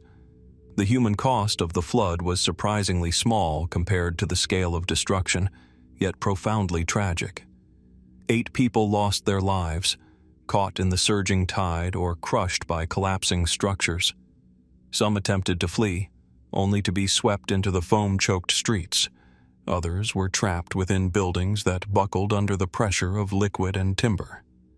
The chaos revealed not only the destructive potential of industrial materials, but also the fragility of urban infrastructure under sudden and extraordinary stress. How many disasters in the industrial age remain unrecorded, their forces invisible until the moment of rupture. And how often does human perception underestimate the latent power of everyday substances, mistaking familiarity for safety? The aftermath left the streets of Saint. Giles coated with thick, fermenting beer, the smell lingering for days. Cleanup was laborious. The viscosity of the liquid made it cling to walls and pavements, and the underlying water channels of the city absorbed some of the unexpected deluge. Engineers and historians have since debated the sequence of failures. Was it a single vat that triggered the catastrophe? Or did the interconnected design of the brewery amplify an inevitable collapse? Could minor, seemingly inconsequential cracks or oversights have contributed to the chain reaction? The flood serves as a cautionary tale about the interaction between human ingenuity and the unpredictable behavior of materials under pressure, particularly when ambition stretches the boundaries of knowledge and design. Witness accounts also highlight the psychological and social dimensions of the disaster. Residents were confronted with an environment that defied logic and expectation, their daily routines overturned by a flood of ale. Children played dangerously close to the foaming streets. Onlookers gawked at the surreal spectacle, and yet amid the chaos, the community struggled to respond, to comprehend the nature of what had occurred. Could the flood have been mitigated had the warning signs, the creaking vats, the swelling pressure, been better understood? Or was this an event whose magnitude would have overwhelmed any preventative measures of the time? Some accounts even hint at the almost supernatural quality of the flood. How could a beverage, familiar and benign, transform into a destructive force capable of reshaping streets and endangering lives? The contrast between expectation and reality, between everyday materials and sudden catastrophe, invites reflection on the mysteries embedded in human environments. How often do ordinary objects or processes contain hidden potential, their true power revealed only when a precise confluence of conditions occurs? The London beer flood is not merely a historical anecdote. It is a window into the unforeseen forces that inhabit the familiar. It challenges assumptions about safety, control, and predictability, reminding us that even substances associated with pleasure and conviviality can become instruments of chaos. The streets of Saint. Giles eventually returned to normal, and life continued in the bustling city. Yet the flood's memory lingered in collective imagination, a sticky testament to the unexpected in the ordinary. As we reflect on this curious and tragic event, we are left with a question that extends beyond 1814. What other latent forces might exist around us, hidden within the mundane, waiting for the right moment to transform familiarity into something extraordinary and perhaps inexplicably dangerous? In the heart of Kursk, a city of winding streets and ancient churches, the bell tower of the Trinity Cathedral stood as a sentinel over the landscape. Constructed in the late 17th century, the tower was both a spiritual beacon and a marvel of architecture, its bells famously large, capable of producing deep, resonant tones that echoed across the town. For nearly 3 decades, the tower had witnessed the rhythms of daily life, markets bustling below, religious processions winding through cobbled streets, and the distant, constant hum of the surrounding countryside. Yet, in the early hours of a quiet summer morning in 1701, the tranquility was shattered in an instant. The Kursk bell tower, seemingly immutable and steady, erupted in a violent explosion that left much of the structure in ruins. The air was filled with smoke, dust, and the deafening silence that follows sudden catastrophe, a silence that spoke as loudly as the bells had before. Eyewitnesses described a scene that bordered on the surreal. The wooden beams of the tower splintered, stones were hurled into the streets, and the massive bells themselves, instruments of harmony, became instruments of destruction. Windows shattered in nearby homes, roofs were torn away, and townspeople were thrown into panic, unsure whether what they had witnessed was an accident, an attack, or some unnatural event.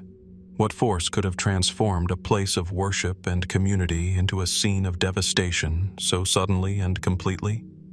The mystery begins with the obvious yet elusive question: was this merely the result of a structural failure, or did something more enigmatic lie at the heart of the disaster? Contemporary records suggest several possible explanations. Some historians point to the storage of gunpowder within the tower, a common practice in Russian churches of the period, as a likely culprit.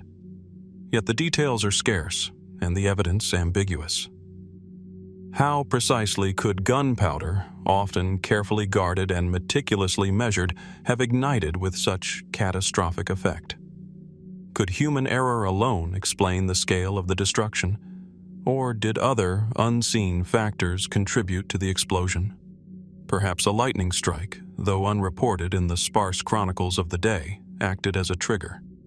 Or might natural gases, seeping through the earth beneath the foundation, have accumulated silently over time, creating an invisible hazard waiting for the right spark?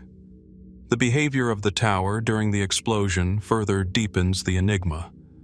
Reports describe the bells themselves as having been lifted from their mounts, spinning or falling in irregular patterns, producing eerie, discordant sounds even after the initial blast. Could the construction of the tower, its materials, and the arrangement of its bells have created an unintended amplification of force, transforming an ordinary explosion into a spectacle of almost theatrical chaos? The physics of such an event in a pre-modern city remain difficult to reconstruct fully, leaving room for speculation that blends engineering, accident, and the unquantifiable influence of circumstance. Eyewitness accounts also convey an almost otherworldly dimension. Locals spoke of a sudden acrid smell, a vibration that seemed to resonate through the very stones of the surrounding houses, and a shockwave that left no one untouched. Some described seeing strange lights or hearing sounds that defied ordinary explanation, echoes of the bells long after they should have fallen silent. Could the explosion have been accompanied by phenomena not captured in the official records? Phenomena that bordered on the inexplicable? Was the Kursk bell tower a locus for forces beyond the purely material? Or is this an embellishment of memory over time, the natural human inclination to seek meaning in sudden disaster? Investigations in the months and years that followed were inconclusive.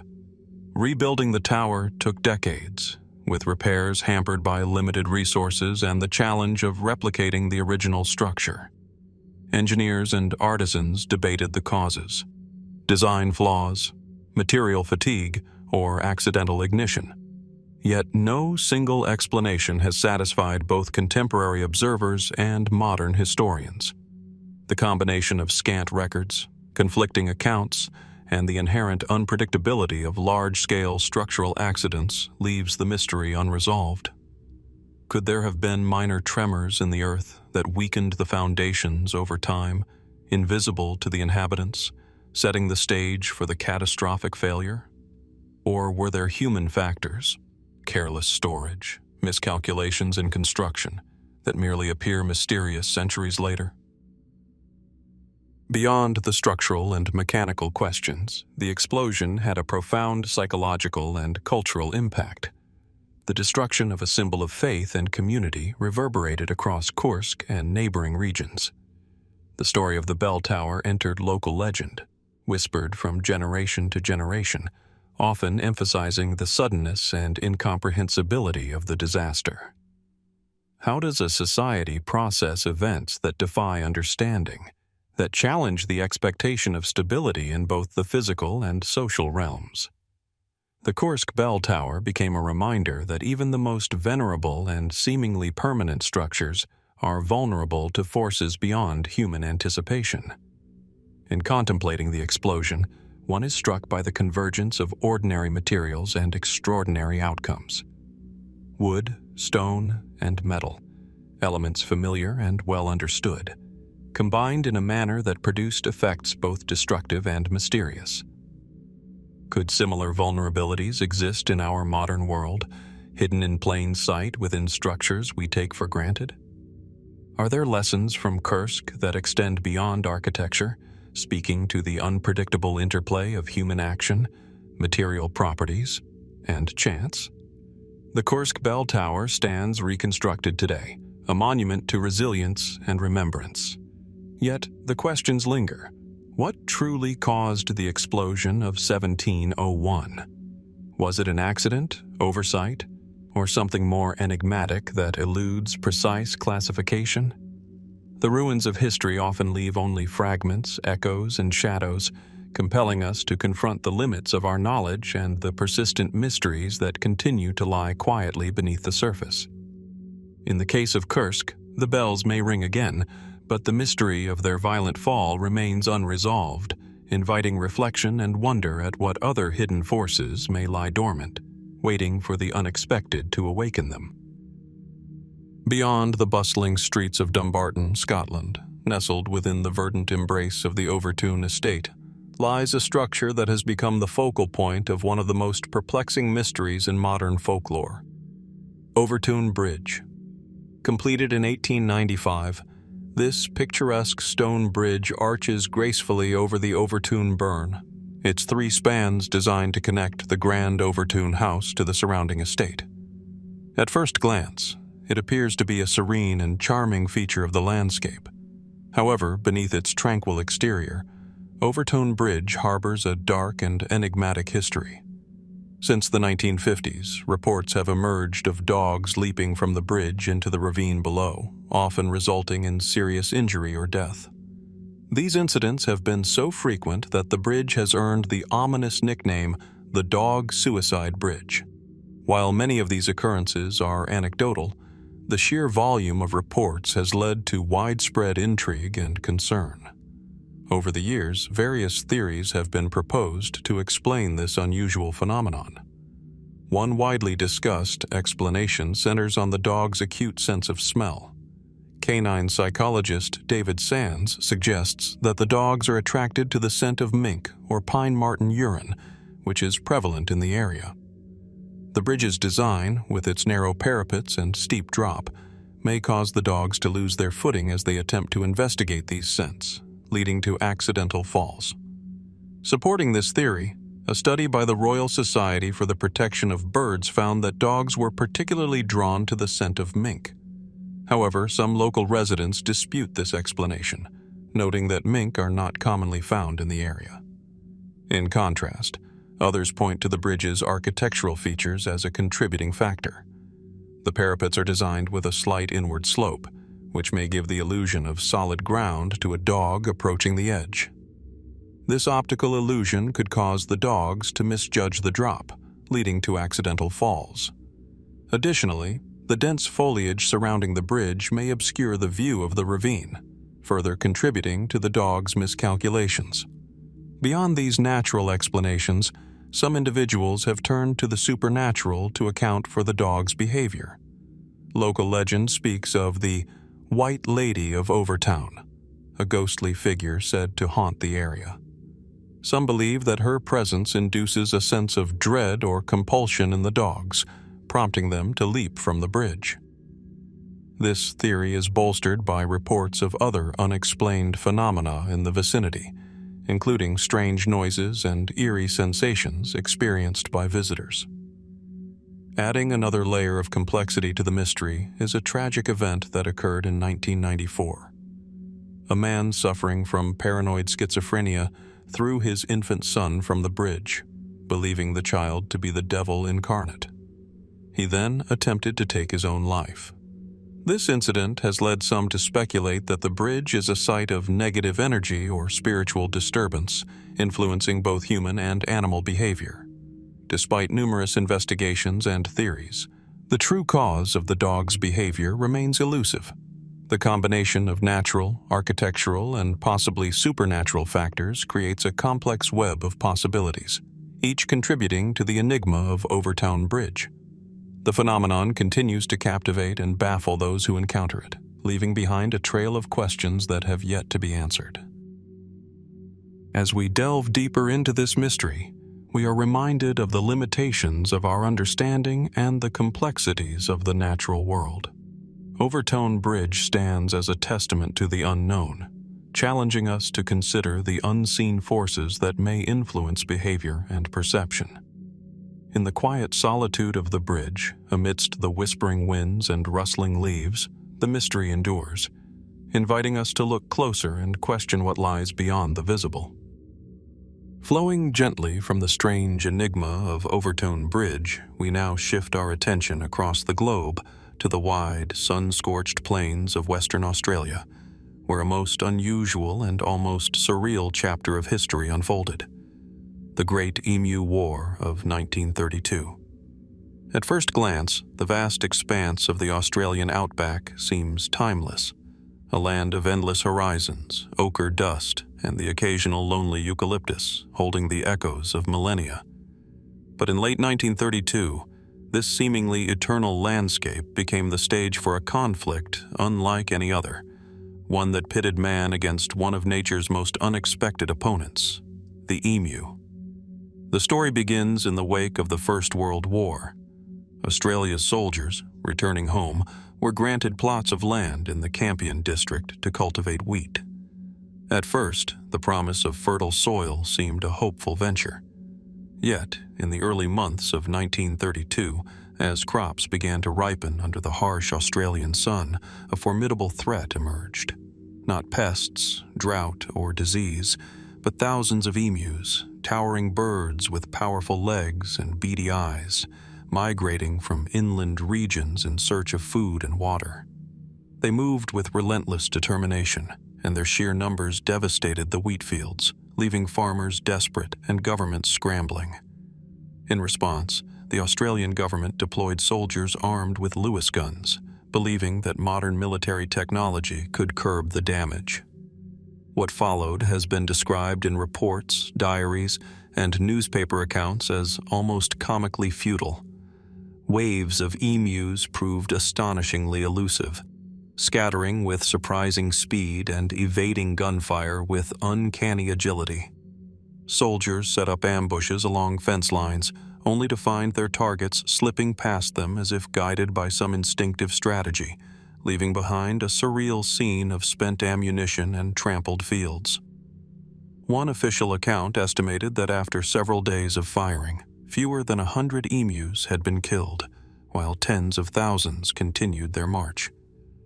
But beyond the numbers and military reports, the Great Emu War raises deeper questions about human perception and the unpredictability of nature. Why did these birds, seemingly ordinary in other contexts, become such formidable opponents? Was it merely their speed, intelligence, and flocking behavior that confounded the soldiers, or was there something more enigmatic at play in the patterns of their movement? Some naturalists have suggested that the emus' migratory instincts, honed over countless generations, allowed them to anticipate and avoid human intervention in ways that defied logic and conventional warfare. Newspaper accounts from the time convey a sense of bewilderment and almost surreal humor. Headlines described "The Army Defeated by Birds" and "Emu Commandos Outsmart Troops," reflecting both the public's fascination and a growing acknowledgement that human control over nature is far from absolute. Later studies would explore the behavior of emus more systematically, noting their remarkable endurance, coordination, and ability to navigate harsh terrain, traits that, in the arid expanses of the outback, became almost supernatural in their efficacy. Some have speculated on the psychological dimensions of this peculiar war. For the soldiers tasked with confronting these creatures, the experience was reportedly disorienting. Imagine standing in a dry wheat field, the sun beating down, the wind carrying dust and the soft thud of bird feet, as thousands of emus glide past you, seemingly aware of every movement and entirely indifferent to the instruments of war. Did the emus sense danger, or were they simply following instinct, yet instinct that intersected with human expectation in ways that felt almost uncanny? How does one explain the almost strategic chaos that emerged when man attempted to impose order upon the natural world? Interestingly, the outcome of the Great Emu War was not just a military embarrassment, it became a case study in resilience, adaptation, and the limitations of human authority over nature.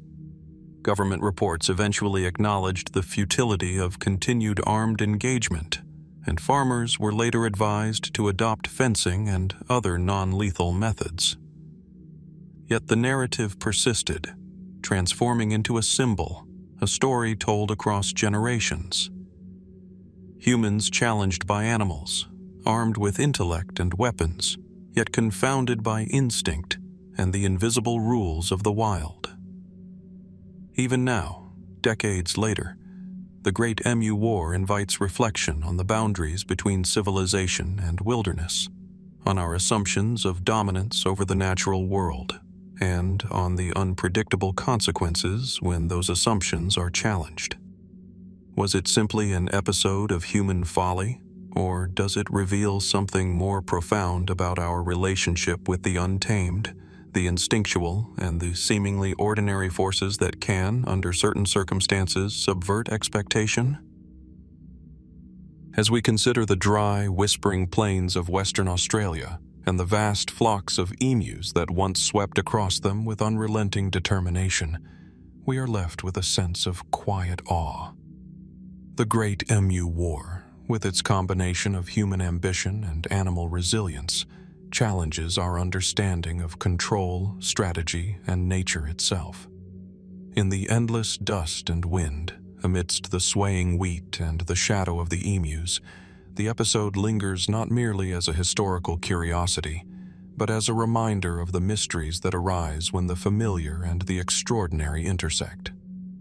And so, as we leave the plains behind and reflect on this peculiar conflict, we are compelled to ask, what other overlooked forces of nature, moving quietly beneath the surface of everyday life, might still defy our expectations, teaching us that even in the modern world, mysteries can emerge where least expected? The Great Emu War reminds us that history is full not only of battles between humans, but of encounters with the unknown in forms both magnificent and absurd. Flowing from the unexpected encounters of the Australian plains, we turn now to the rugged, wind-lashed coasts of Scotland, where a story from the early 14th century has persisted through centuries, whispered among sailors and chroniclers alike, the legend of the Phantom Bell of Inchcape. Here, the North Sea crashes relentlessly against jagged rocks, and the waves, foaming and dark, carry with them both life and peril. It is among these unforgiving waters that the tale begins, with the small, isolated Inchcape rock, a treacherous reef notorious for shipwrecks. In the 1300s, as seafarers navigated these perilous coasts, the importance of lighthouses and beacons was understood instinctively, though technology was rudimentary. The legend tells of a benevolent abbot of the nearby Arbroath Abbey, who, recognizing the danger posed by Inchcape rock, commissioned the placement of a large bell upon the rock itself. This bell was no ordinary instrument. It was secured to the reef in such a way that the movement of the tides would ring it, warning sailors of the unseen danger lurking beneath the waves. Historical accounts suggest that the bell became a familiar, comforting sound to passing mariners, a signal that guided countless ships to safety. Yet, as is often the case with enduring legends, the story takes a darker turn. Tales speak of a pirate, sometimes named as a man named Bannock, who, consumed by greed or malice, cut the bell from its moorings, ensuring that ships would no longer receive its warning. Some versions suggest he intended to profit from wrecks, exploiting the treacherous waters for personal gain. According to the legend, a strange twist of fate followed. The pirate himself would later meet his end on the very same rocks where the bell once hung. But even more mysteriously, mariners in subsequent years claimed to hear the tolling of a bell upon Inchcape rock, despite the fact that no physical bell remained. This is where the story shifts from historical anecdote to something more enigmatic. Could a bell, removed and lost to time, continue to sound across the waves? Witnesses reported hearing a resonant chime on fog-laden nights, echoing over the tumultuous waters, often interpreted as a spectral warning to those approaching the reef. Mariners described a sound that seemed impossibly distant yet distinct, carried across the roar of wind and sea. Some hypothesized that the effect might be an acoustic anomaly, where the shape of the cliffs and the movement of the waves created phantom echoes. Others, less skeptical, considered the possibility that the legend itself had taken on a life of its own, manifesting as a warning that transcended the physical world. The phantom bell of Inchcape raises profound questions about human perception and memory. Was it merely the imagination of those isolated at sea, heightened by fear and fatigue, that conjured a sound where none existed? Or did the bell, in some inexplicable way, leave a residual impression upon the environment, a phenomenon that defies ordinary explanation? The legend has persisted across centuries precisely because it balances on that boundary between the natural and the supernatural, the historical and the inexplicable. Historical records from the period are sparse, offering only glimpses of abbots, shipping routes, and coastal dangers, yet they provide a foundation upon which folklore has built a story that endures. Could there have been a practical component misinterpreted over generations? Perhaps subtle tidal vibrations, or the movement of chains and rocks, occasionally created sounds reminiscent of a bell. Still, the specificity of the reports, the timing, the distinct tone, the eerie resonance, suggests something more than mere coincidence. What is striking about the Inchcape legend is its ability to evoke the same blend of awe and caution that defines many maritime mysteries. Sailors relied on both observation and intuition, navigating without modern instruments, and every anomaly became amplified, imbued with meaning. The idea of a bell that continues to warn, even after its removal, serves as a metaphor for the unpredictable interplay between human intention and the forces of nature. It is a reminder that the sea, in all its vastness, retains a capacity to surprise, to teach, and to haunt. Modern visitors to the site sometimes report a similar experience. Standing on boats in the early morning mist, with waves breaking around the submerged reef, there are those who claim to hear a faint, metallic toll. Could it be a continuation of the legend, or the interplay of environmental acoustics? Some scientists have explored the phenomenon, noting how sound can travel in unusual ways over water, particularly when temperature layers and fog create refractive effects. Yet even these plausible explanations fail to fully capture the emotional resonance, the sense that a centuries-old warning might still whisper across the waves. The phantom bell of Inchcape exemplifies how stories from the distant past can echo into the present, shaping perception and belief. It is both a practical tale of maritime safety and a haunting reminder of the unknown, a narrative where history, legend, and natural phenomenon intertwine. What compels generations of sailors to listen for a sound that may not exist? How does a simple act, the placement of a bell centuries ago, transform into a story that continues to inspire awe and mystery?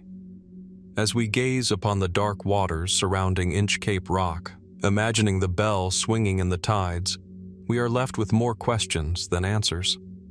Could the tolling heard across the waves be an acoustic fluke, a trick of the environment, or something that lingers beyond the limits of human understanding? The phantom bell remains a testament to the enduring power of mystery, a quiet, haunting presence that reminds us that even in the familiar world, echoes of the inexplicable persist, waiting for those willing to listen.